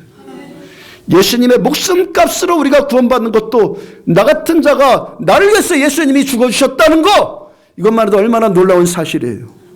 얼마나 놀라운 은혜입니까? 근데 이런 우리를 또 부르셔서 쓰신단 말이에요. 나 때문이 아니라 영원 전부터 계획하신 하나님의 뜻대로, 하나님의 은혜 때문에, 은혜 때문에, 은혜 때문에. 이것도 하나님께서 즉흥적으로 이렇게 하신 것 아니라고요. 잠깐 쓰고 버리고 이것이 아니라 영원 전부터 계획하신 하나님의 뜻과 은혜를 우리를 부르셨어요. 짧게 겪는 것은 마귀의 일 겪을 수 있고 은혜의 일 겪을 수도 있는데 하나님의 영원 안에 우리가 있는 거예요. 아멘이죠. 하나님의 영원 안에 우리가 있는 겁니다. 영원 안에. 그러므로 나를 보고 울지 않을 것도 아니고 내 힘 가지고 두려워할 것도 아니라 이겁니다. 하나님 바라보고 하나님 바라봐서 기뻐하고 나에 근거하지 않으니까 내 감정에 근거한 거고 내 생각에 근거하신 것이 아니라 하나님의 은혜에 근거된 거니까 하나님 바라보고 기뻐하고 하나님의 능력과 하나님의 사랑과 하나님의 절제하는 마음을 지금도 얻으시기 바랍니다. 이 마음과 이 생각을 받아들이셔야 되는 겁니다. 그럼 11절, 내가 이 복음을 위해서 선포자와 사도와 교사로 세우심을 입었노라. 우리는 복음을 위해서 선포자와 사도와 교사로 세우심 받은 자들이요. 하나님께서 우리들을 복음의 증인되게 하시기 위해서, 증인되게 하시기 위해서, 아멘? 증인되게 하기 위해서 여러분들을 불러주신 겁니다. 저와 같은 꿈을 꾸셔야 되는 겁니다. 증인되기 위해서 우리를 여기에 불러주셨고 말씀 전하는 자로, 가르치는 자로, 목사와 교사로, 또한 저를 도와주는 자로 여러분들을 세워주신 거예요. 12절, 이로 말미암아 내가 또 이 고난을 받되, 그렇게 하나님 부르셨는데 뭐가 있다고요? 고난이 있다고요. 고난을 받되 부끄러워하지 아니함은 내가 믿는 자를 내가 알고 또한 내가 의탁한 것을 그날까지 그가 능히 지키실 줄을 확신함이라. 이 길 가다가 당하는 고난 부끄러워하지 않습니다. 마귀가 틈탈 수 있는, 마귀는요 자기가 틈탈 수 있는 모든 방법, 모든 연약함을 다 동원해서 우리들한테 고통을 줍니다. 그리고 왜 그렇게 한다고? 복음 전한 일을 방해하기 위해서, 복음 전하지 못하도록 해방을 한단 말입니다. 그런데 우리가 부끄러워하지 않는 것은 왜 부끄러워하지 않습니까? 우리가 믿는 예수님을 나는 알기 때문에, 성령으로 나에게 오신 예수님을 알기 때문에, 주님의 선하심을 맛보아 알기 때문에, 또한 복음을 위탁받았다라는 것은 내가 너를 위해서 이 복음을 증거해라, 이 복음을 위탁받았다는 것은 나한테 능력이 있고 내가 의롭기 때문이 아니라 영원전부터 계획하신 하나님의 은혜 때문에, 하나님의 은혜로 영원부터 계획하신 그 은혜의 경륜 위에 우리가 여기 지금 있는 거예요. 내가 갖고 싶고 내가 할 만해서 하는 것이 아니라 주님께서 우리에게, 주님이 맡겨주신 거예요. 나 때문이 아니라 주님의 은혜로. 주께서 맡겨주신 일 우리가 끝까지 감당할 수 있도록 우리 주님께서 지켜주실 것입니다. 로마서 8장 28절, 우리가 알거니와 하나님을 사랑하는 자, 그의 뜻대로 부르심 받은 자들에게 모든 것이 합력하여 선을 이루느니라. 자, 하나님을 사랑하는 자, 하나님을 사랑하는 자, 하나님을 사랑하는 자는 누구예요? 하나님을 사랑합니까? 사랑하십니까? 하나님을 사랑하는 자는 누구예요? 하나님의 뜻대로 부르심 받은 자들이다. 하나님을 부르심 받은 자들은 또 하나님을 사랑하게 되어 있다. 아멘. 나는 하나님을 사랑한다면 나는 지금 하나님께 부르심 받은 자라는 그 확신이라는 거예요. 그리고 하나님께 부르심 받은 자는 당연하죠. 하나님 이렇게 사랑하시는데 어떻게 하나님 사랑하네요. 내가 지금 어떤 문제를 겪고 있고 어떤 고통을 겪고 있느냐, 어떤 문제, 어떤 고통을 겪고 있느냐, 이것보다도 중요한 것은 나는 하나님을 사랑하느냐, 이게 중요한 거예요. 내가 하나님을 사랑하면 하나님은 나를 부르신 거예요. 그러면 하나님께서 내가 겪는 이 모든 일을 다 합력시킵니다. 하나님이 다 하신단 말입니다. 은혜로 부르셨는데요, 하나님께서 이 모든 일을 다 합력시켜서 선을 이루십니다. 우리가 성령 받아서 내가 믿는 그분을 알잖아요. 성령 받아서 그 맛을 알잖아요. 우리는 주님의 선하심을 맛봐서 알고 주님 사랑합니다. 그럼 주님께서 나를 부르셔서 나에게 이 일을 의탁해 주신 것이 맞습니다. 그러면 주님께서 맡겨주신 이 일을 주님이 끝까지 책임져 줄 것입니다. 사도행전 9장을 보면 바울이 등장하는 거예요. 이제요, 바울의 처음 등장. 사도행전 9장을 보면은 바울이 예수님 만나기 전에 사울이었을 때, 바리새인 사울이었을 때, 기독교인들 핍박할 때, 그때가 어떤 때였어요? 주님의 원수였을 때, 죄인이었을 때, 연약할 때 주님께서 바울을 찾아오셔서 주님께서 바울을 만나주셨어요. 바울의 행위 때문이 아니죠. 기독교인들을 그렇게 핍박하고 스데반 죽일 때 그렇게 박수 쳤는데 당연히 사형이지. 그런 바울의 행위 때문이 아니라 영원 전부터 계획하신 하나님의 은혜의 섭리로 하나님께서, 예수님께서 바울을 찾아오셔서 바울에게 그 생명의 물을 바울에게 전해주시고 바울을 살려주신 거예요. 그리고 바울을 구원하셨고 바울을 부르신 거예요. 누가 하신 거예요? 누가 하신 거예요? 하나님 하셨죠. 바울처럼은 아니더라도 우리들 다 이 은혜 받았죠. 은혜 받았죠. 인생살이 팍팍하고 못 살겠고 힘들어 죽겠는데 하나님이 도와주셨죠. 그리고 영혼에 대한 소망도 없고 삶의 목적도 없는데 영혼에 대한, 영혼이 있는 거구나, 왜 살아야 되는 이유를 알게 됐죠. 누구예요? 누가 하신 거예요? 하나님이 하신 거예요. 하나님이 하셨다고요. 바울이요, 그래서요, 그 의뢰가 너무 커서 복음을 전하고 하나님의 일을 하려고 하는데 그 다음 어떻게 해요? 바로 유대인들이 바울을 죽이려고 하죠. 그렇죠? 누가 한 일의 일은요? 누가 한 일이에요? 마귀가 유대인들을 격통시켜서 바울을 죽이려고 하는 거예요. 이걸 가지고 하나님이 하신 거라고 착각하지 말란 말이에요. 하나님은 바울을 만나주셨고 바울을 살려주셨어요. 바울을 구원하셨고 바울에게 사명을 위임해 주셨어요. 하나님이 하셨어요. 마귀는 어떻게 했어요? 바울을 죽이려고 그래요. 내가 하나님의 일을 하려고 이렇게 하는데 왜 일을 겪습니까? 하나님 뜻이 아니. 하나님 우리에게 구원 주셨어요. 살려주셨어요. 위임해 주셨어요. 근데 유대인들을 마귀가 격동시켜서 바울을 죽이려고 그래요. 누가 한 일이라고요? 마귀가 아니라 마귀가.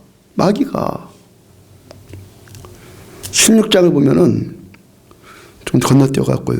바울이 아시아로 가서 복음 전하려고 하잖아요. 첫 번째 아시아로 가서 두 번째 또 가려고 하는데 성령님이 막으셔서 못 가게 하세요. 그 대신 밤에 환상이 보이는데 한 사람이 손짓을 합니다. 바다 건너편 마게도냐 쪽으로 건너와서 우리 좀 도와달라. 하나님이 너무도 선명하게 인도하셨죠. 이건 뭐 하나님이 하시니라고 물어볼 것도 없죠. 그렇죠? 하나님 너무도 선명하게 인도하셨어요. 그래서 드로아 항구에서 배를 타고 에게해를 건넜어요. 그리고 마케도니아의 네아폴리 항구에 도착을 해서 바울이 복음을 들고 유럽의 첫 발을 내딛는 사람이 되었어요. 유럽에 바울이 첫 발을 내딛었어요. 그래서 그 첫 번째 전도지인, 유럽의 첫 번째 전도지인 빌립보로 들어갔죠. 빌립보에 들어가서 귀신들의 여정을 고쳐줬어요. 누가 한 일이에요? 하나님 하셨죠. 누가 빌립보에 가게 하셨어요? 하나님 하셨죠. 그 다음에 바로 다음에 어떻게 됐어요? 거짓으로 모함받고 매를 맞고 감옥에 갇혀요. 누가 한 일이에요? 마귀가 한 일이에요. 성령께서 하셨는데 금방 또 마귀가 대적하고 금방 괴롭히고 금방 해방해요. 성령께서 함께 하셔서 바로 치유해 주셨어요. 이 자를 고쳐주셨는데 바로 그 다음에 또 마귀가 와갖고 또 대적을 하는 거예요. 아멘? 자, 이럴 때 대적당하고 고통당하는 일이 이게 하나님이 하신 일이라고 생각하면 곤란하다 이거예요. 곤란하다는 거예요. 마귀가 하는 거예요. 바로 하나님의 일을 했는데 바로 마귀가 치고 들어오는 거예요. 마귀가 아니라 이걸 분별을 해야 되는 거예요. 분별을. 이럴 때 우울해집니다. 이럴 때 우울해지고 의기소침하고 두려워하고 부끄러워해요. 그럼 어떻게 되는 거예요? 누가 했다고요? 마귀가 했다고요. 누구한테 치는 일이요? 마귀한테 치는 일이에요. 아멘. 오늘 설교 준비하면서 하나님께서 가장 아주 행복하게 해주신 말씀이에요.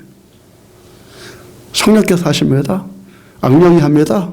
이때 악령이 그렇게 한다고 해서 우울해지고 의기소침하고 두려워해지고 부끄러워지는 생각을 받아들이면 이게 누구와의 싸움에서 지는 거예요?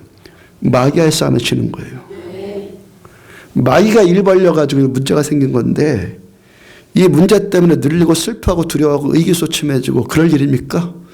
근데 마귀가 왜 이렇게 하면서 의기소침하고 두렵고 슬프게 만듭니까? 이것도 하나님의 일이라고 속이는 거예요. 하나님 이렇게 한 거야 너. 속이는 거예요. 하나님 하신 거 아니에요. 마귀가 한 거예요. 그러므로 마귀가 주는 생각 받아들이지 말라고요. 마귀한테 진단 말입니다. 마귀한테 약한 모습 보이지 말라고요. 너가 나 건드려? 너가 나를 건드리면 난 너를 밟아버릴 거야 그냥 예수 이름으로. 우리 하나님 앞에서는 얼마든 약해져도 되지만 마귀가 버린 일 앞에서는 약해지면 안 돼요. 태국의 이준 선교사님은요, 미즈도 목사님 통해서 알게 된 분입니다. 선교 가신 분들 누군지 알죠? 그 깐난쟁이 얻고 왔던 그 선교사님. 그 사모님은 라오 부족 사람입니다. 라오 여인인데 작년에 올해 말고 작년 1월에 선교 갈 때 라오 부족에 우리도 들어가서 라오 말로 번역한 찬양이 필요했잖아요. 그 번역하는 과정에서 알게 된 겁니다. 율 목사님이 라오 말 번역을 도움을 받다 보니까 그 사모님의 도움을 받은 거죠. 그리고 그 이준 선교사님 알게 된 거죠. 작년 말쯤인지 올 초인지 하여튼 뭐 얼마나 안 된 것 같아요. 뭐 1년 정도 됐나? 그 유 목사님을 통해서 들은 소식이 이 선교사님이 너무 어렵고 그래서 낙심이 되어서 너무 어려우니까 경제적으로 어려우니까 낙심이 되어서 선교하는 일이 아닌가 봐 그러고 다 접고 한국으로 귀국하려고 그랬다고 그래요. 다 하지 않으려고 이제 그만두고 이제 한국으로 귀국하려고 하는 상황이라고 유 목사님이 저한테 이제 언지를 준 거죠. 전에 톡으로 이야기를 좀 나누면서 제가 연락을 해서 몇 가지 일들을 조언해 드리고 우리가 매월 얼마씩 후원해 드리고 있죠. 자, 이분이 우리를 통해서 이렇게 저와 대화를 하고 좀 도움을 얻는 것을 하나님이 태국에 계속 있으라는 말씀으로 받아들였어요. 하나님의 생각을 받아들인 거예요. 올 초에 태국에서 교회를 개척했다고 그러더라고요. 좀 작은데 예배 드릴 상가도 임대를 했다고 그러고요. 몇 개월 전부터 교회 사진을 저한테 자꾸 보내줍니다. 중간에 살짝 좀 어리석은 일도 좀 있었는데, 어려운 일도 있었는데, 근데 하여튼 뭐 누구나 또 어려운 일 겪을 수밖에 없죠. 좀 문제 생길 수도 있고. 근데 지금은 태국 현지인들이 조금씩 들어가요. 어제 보내준 사진을 보니까, 최근에 보내준 사진을 보니까 20-30명쯤은 모이는 것 같아요. 제가 한 달 전에 태국에 갔을 때요, 10월에 갔을 때, 라우 분이 그 사모님과 그 여동생, 그 처제이죠. 저녁마다 와서 예배를 드리는데 얼마나 은혜를 잘 받는지 몰라요. 야, 저 이준 선교사보다 지금 저 사모님과 처제를 더 사랑하는구나. 더 사랑한다는 표현이 그런데 하여튼, 이들을 하나님께서 더 귀하게 보시는 그럴 정도로 얼마나 은혜를 많이 받는지 몰라요. 잘 받는지 몰라요. 어제도 그 성탄절 준비하는 것에 태국 신자들과 함께하고 있는 사진을 보내왔더라고요. 제가 답장을 하면서요. 답장을 하고 잘 힘내라고 그렇게 잘하고. 우리가 내년 1월에 태국에 가니까 그때 선교사님 가정도 교인들도 다 와서 함께 예배드리고 은혜를 받자. 그리고 권면을 했습니다. 이래 답변을 해준 거예요. 그래서 답변을 해준 걸 읽어드릴게요. 예, 목사님. 그렇지 않아도 우리 교인들이 은혜 받기 위해서 어떻게 할까? 우리 교인들 은혜 받게 하기 위해서 어떻게 할까를 기도 중에 있었습니다. 모두 참석하도록 독려하고 기도하겠습니다. 신자들이 다들 초신자들이라서 많은 기도가 필요합니다. 초신자니까 더 좋습니다. 예, 많은 기도가 필요합니다. 은혜 받기 위해서 예배 때마다 우리가 함께 기도하겠습니다. 함께 기도 부탁드립니다. 초신자들을 위해서 제가 보기에는 이준 선교사님을 더 기도해야 될 것 같은데 하여튼 열심히 기도합시다. 성령님의 일하심을 기대합니다. 여러분 태국인들은요, 제가 경험한 태국인들은요, 순박해서 금방 은혜를 받아요. 종족이 좋다는 게 아니에요. 종자가 좋다는 게 아니라, 은혜 받는 종자가 따로 있는 게 아니라, 기독교 역사가 말합니다. 어려울 땐 예수 잘 믿어요. 좀 먹고 살만하면은 하나님 배교합니다. 지금 한국이 겪는 일 아닙니까? 한국이 겪는 일이라고요.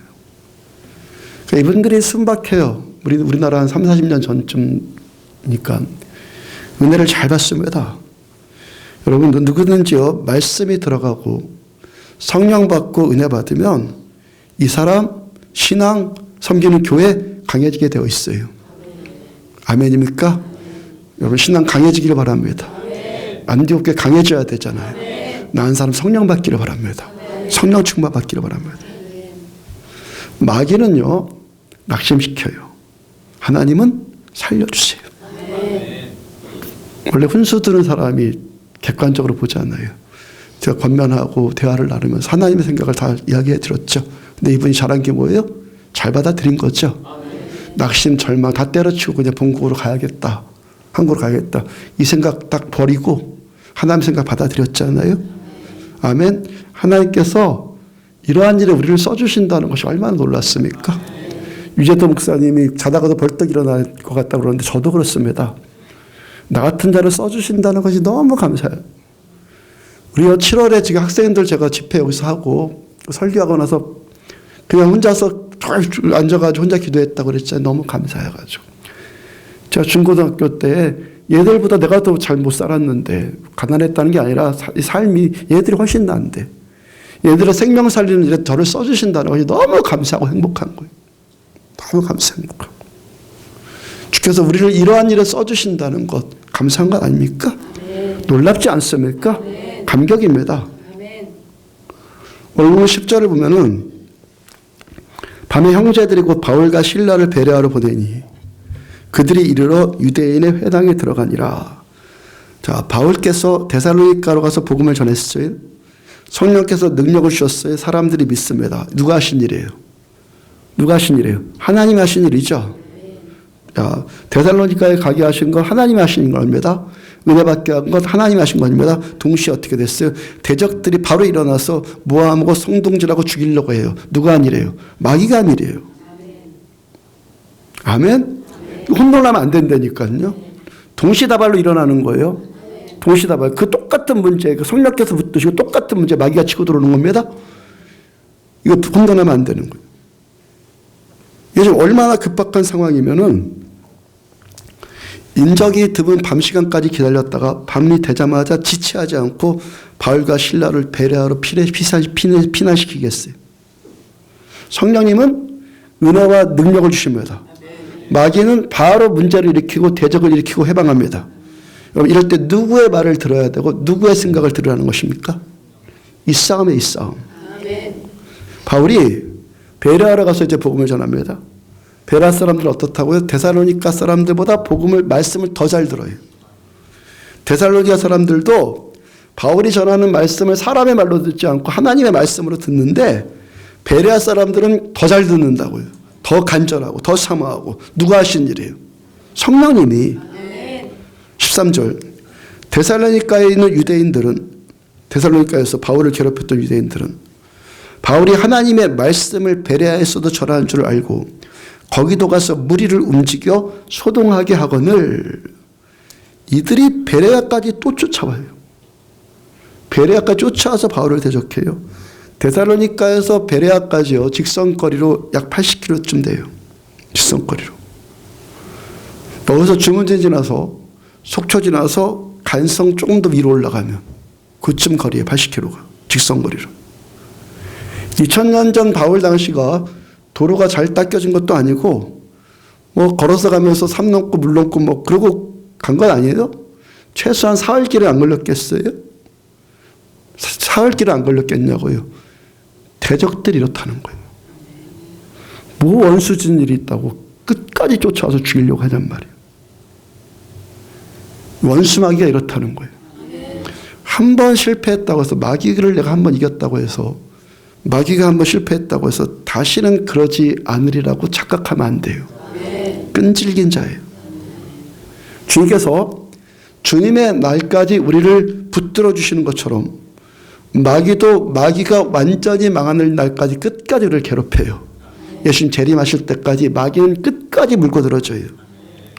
주님께서 은혜 주시는데 그리고 마귀는 괴롭히는데 같은 일이 계속 반복되는 거예요. 마귀는 우는 사자처럼 우리를 끝까지 물고 늘어져요. 그럼 우리는 어떻게 하면 돼요? 끝까지 예수님께만 붙들려 있어야죠. 아멘. 15절과 16절이요. 형제들이 곧 바울을 내보내어 바다까지 가게 하되 바울 중화 생각하고 바울을 인도하는 사람들이 그를 데리고 아덴까지 이르러. 자, 이제 베레아에서 아테네까지는 320km쯤 돼요. 320km쯤. 자, 여기 강릉에서 바다끝, 동해 바다끝 강릉에서 서해 끝까지 인천공항까지가 270km예요. 베레아에서 에덴까지가 320km. 여기서 인천공항까지 270km예요. 그리고 바울은요, 아덴에 가려는 계획을 바울은 애시당초 세우지 않았어요. 아덴에 가려고, 아테네에 가려고 계획한 게 아니야, 바울은요. 대적들을 피해가지고 이들이 얼마나 끝까지 죽이려고 하는지, 대적들을 피해서 될 수 있는 대로 멀리 바다라도 건너갔고, 바다라도 건너서 피해야 될 상황, 지금 얼마나 급박한 상황입니까? 그러니까. 그래서 한국까지 오게 되었고, 거기서 무슨 배를 탄 거예요?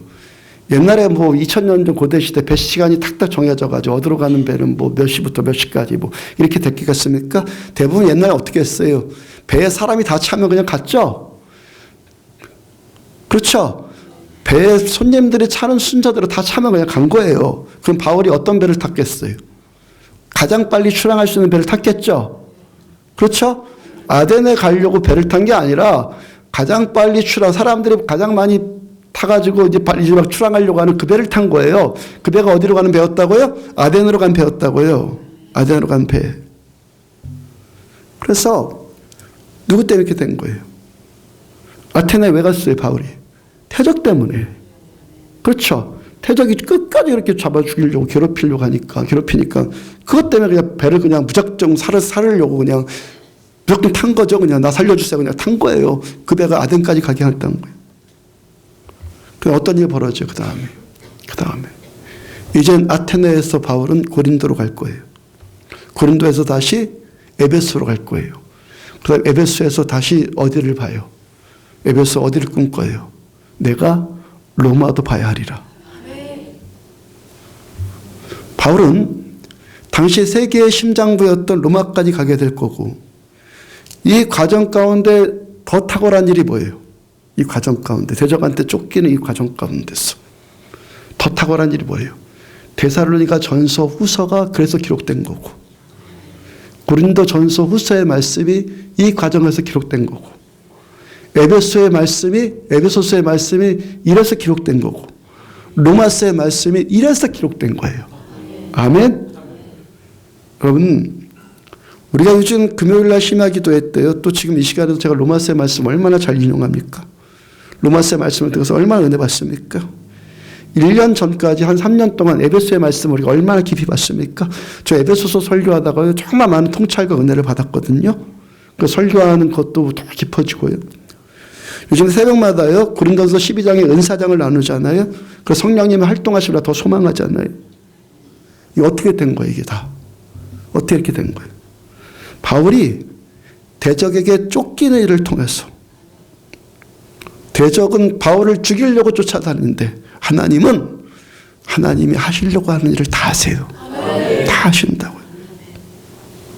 바울을 통해서 기록된 이 말씀들, 이 서신들, 주님 오실 그날까지 우리뿐만이 아니라 수많은 사람들이 은혜 받게 될 거예요.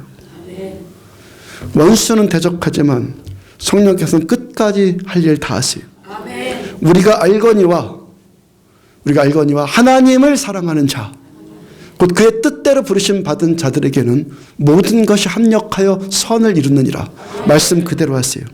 16절 다시 보면 형제들이 바울을 피신시키는데 안 되겠다 싶으니까요. 얼마나 지금 상황이 급박하면 그 320km까지 그 형제들이 동행을 합니다. 한국까지 바울을 이 항구에 그냥 실어주고 보내려고 했는데 얼마나 지금 상황이 지금 급박하고 악랄한지 이 형제들이 바울을 보호해 주려고 아덴까지 같이 가요. 아테네까지 같이 배 타고 간다고요. 여러분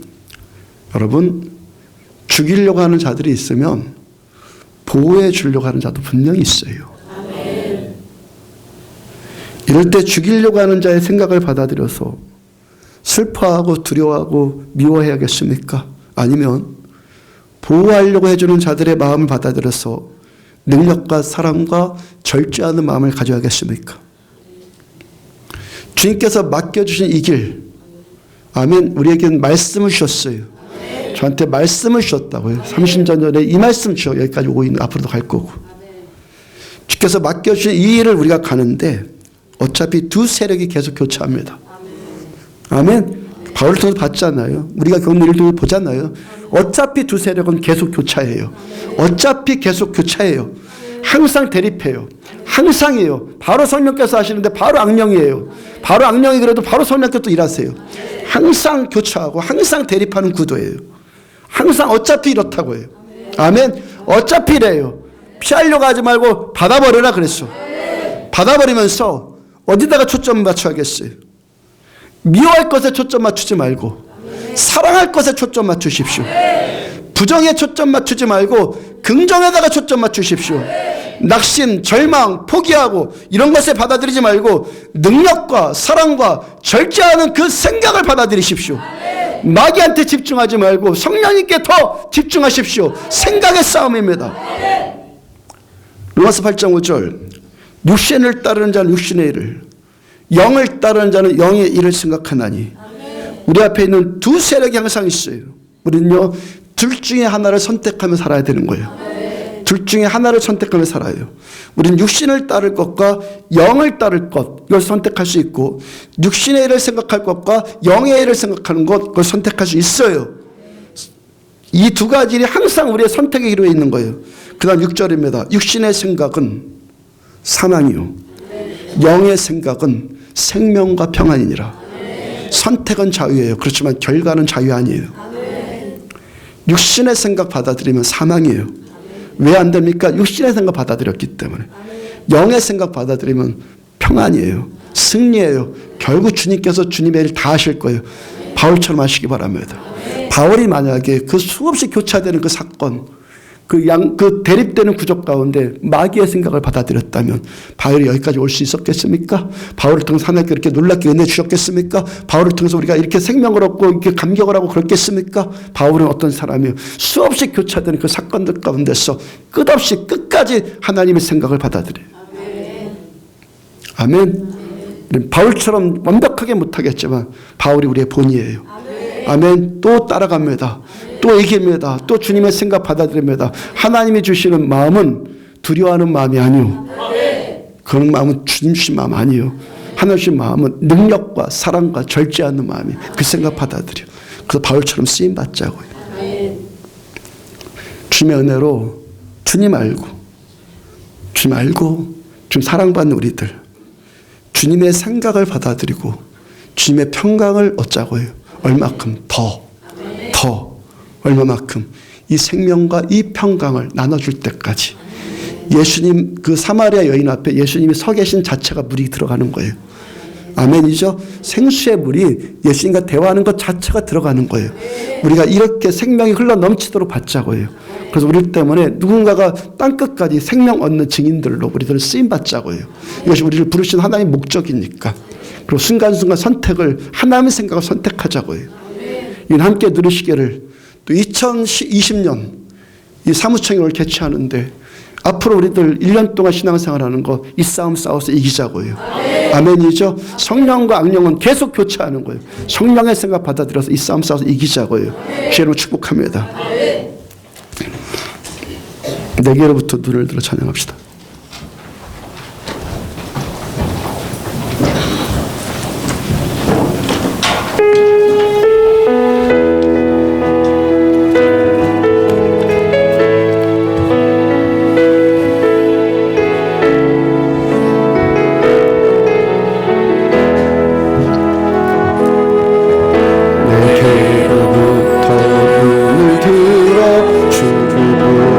시작할 때 주를 보겠네. 그 작은 마음 돌이키서 하늘에 꿈꾸게 하네. 주님을 볼 때 모든 시선을 주님께 드려 살아계신 하나님을 느낄 때 내 삶은 주의 역사가 되고 하나님이 일하기 시작하네. 내게로부터 눈을 들어 주를 보기 시작할 때 주의 일을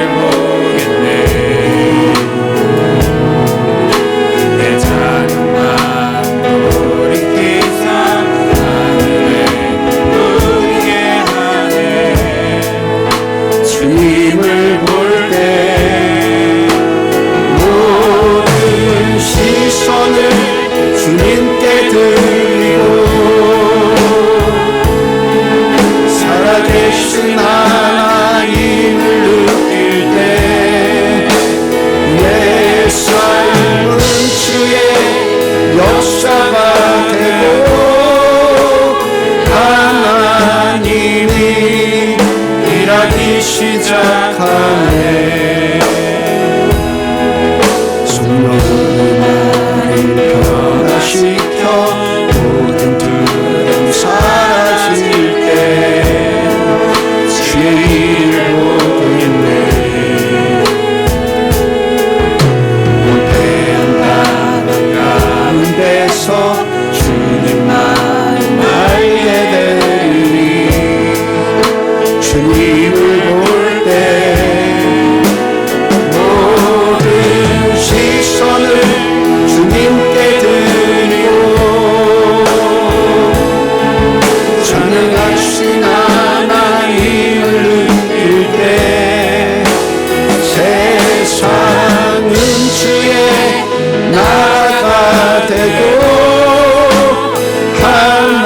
하나님이 일하기 시작하는 모든 시선을 주님께 살아계신 하나님을 살아계신 하나님을 느낄 때 내 삶은 주의 역사가 되고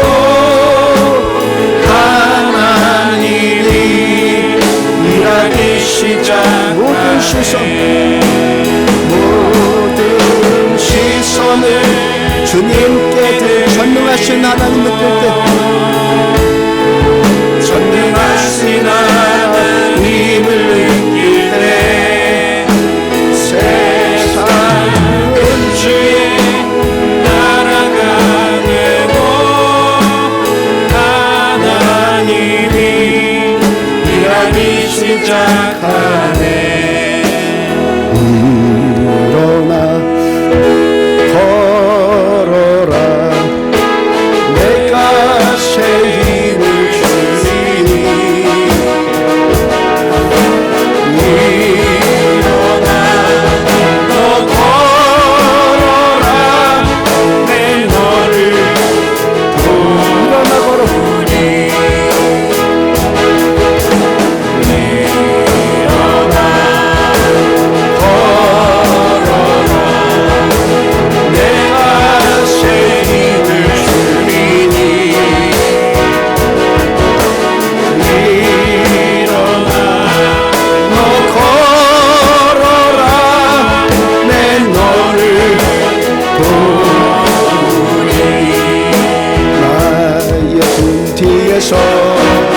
나를 도우시는 주 내 인생길에서 지치고 고나요 내일처럼 주저앉고 싶을 때 나를 믿어주시네. 걸어라 내가 새 힘을 주리니. 일어나 너 걸어라 내 너를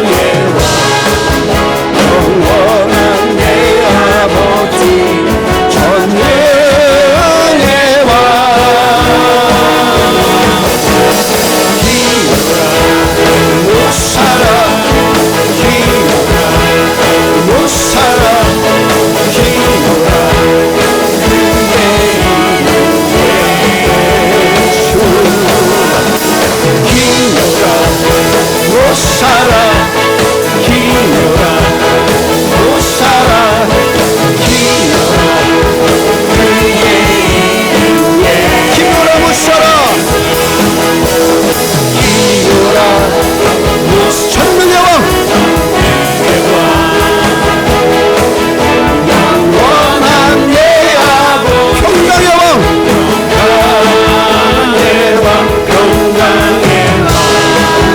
영원한 내 아버지 전능의 왕 기노라 못 살아 기노라 못 살아 기노라 그의 이름 예수 기노라 못 살아 기노라 못 살아 기노라 그의 이름 기노라 기노라 못 살아 기노라 못 살아 기노라 그의 이름 예수 기노라 못 살아 기노라 못 살아 기노라 그의 이름 기노라 기노라 못 살아 기노라 못 살아 기노라 그의 이름 위대하고 강하신 우리 주 하나님 위대하고 강하신 주님 우리 주 하나님 깃발을 높이고 흔들며 함께 찬양해 위대하고 강하신 주님 우리 주 하나님 위대하고 강하신 주님 우리 주 하나님 위대하고 강하신 주님 우리 주 하나님 위대하고 강하신 주님 우리 주 하나님 깃발을 높이 들고 흔들며 함께 찬양해 위대하고 강하신 주님 우리 주 하나님 위대하고 강하신 주님 우리 주 하나님 할렐루야. 우리 주님을 향해서 깃발 흔드시길 바랍니다. 마귀의 깃발에 속지 않으시길 바랍니다. 바울의 그 상황을 한 번만 더 생각해 봅시다. 그게 자꾸 감동돼가지고 아시아에 있는 모든 자들이 나를 버렸다. 아시아에 있는 모든 자들이 복음 들었던 자들인데 그렇게 따랐던 부겔러와 허무게나가 특히 그랬다. 자, 이 상황에서 그리고 감옥에 갇혔어요. 감옥에 갇혔어요. 사람들이 뭐라고 합니까? 저자가 잘했어. 왜 감옥에 갇혀? 또 행여 그렇더라도 하나님께서 꺼내주실 거 아니야? 다 그러지 않나요? 얼마나 의기소침해질 수밖에 없는 상황입니까? 그 상황에서 바울 뭐예요? 바울 뭐합니까? 디모데 보고 싶다. 왜? 너 힘주고 싶었어. 너 눈물 닦아주고 싶었어. 여러분, 이거 보통 경지가 아니라는 생각이 들었습니다. 나 같으면 이렇게 할 수 있을까? 신자들이 다 떠나버리고 나도 감옥에 갇혀 있는 상황인데 이 상황에서 내가 누군가를 위로해 줄 수 있을까? 누군가의 눈물을 닦아주려고 할까? 여러분들, 일이 어떻게 가능합니까? 너희는 여호와의 선하심을 맛보알지어다. 그 바울께서 디모데후서 그 말씀 마지막에서 뭐라고 그래요? 주께서 내 곁에 서서 나에게 힘을 주시는, 주께서 지금 이 상황 가운데서 나에게 힘 주시기 때문에 일을 할 수 있는 것입니다. 이 힘 얻기를 바랍니다. 마귀가 주는 생각에 속지 말고 하나님의 생각 받아들이고 바울처럼 끝까지 승리해서 고린도 전후서, 데살로니가 전후서, 로마서, 에베소서 그렇게 계속 기록되었잖아요. 이렇게 우리를 통해서 하나님께서 쓰시는 교회 되기를 소원합니다. 주여 삼창하시고 흐려졌던 초점이 다시 주님께 맞춰지기 원합니다. 마귀한테 흔들렸던 그런 것들이 휘둘렸던 그런 것들 하나님께서 그 깃발을 다시 하나님을 흔들게 하십니다. 내 생각 다시 하나님께 고정시킵니다. 주여 삼창하시고 한 목소리로 함께 기도하겠습니다. 주여! 주여! 주여!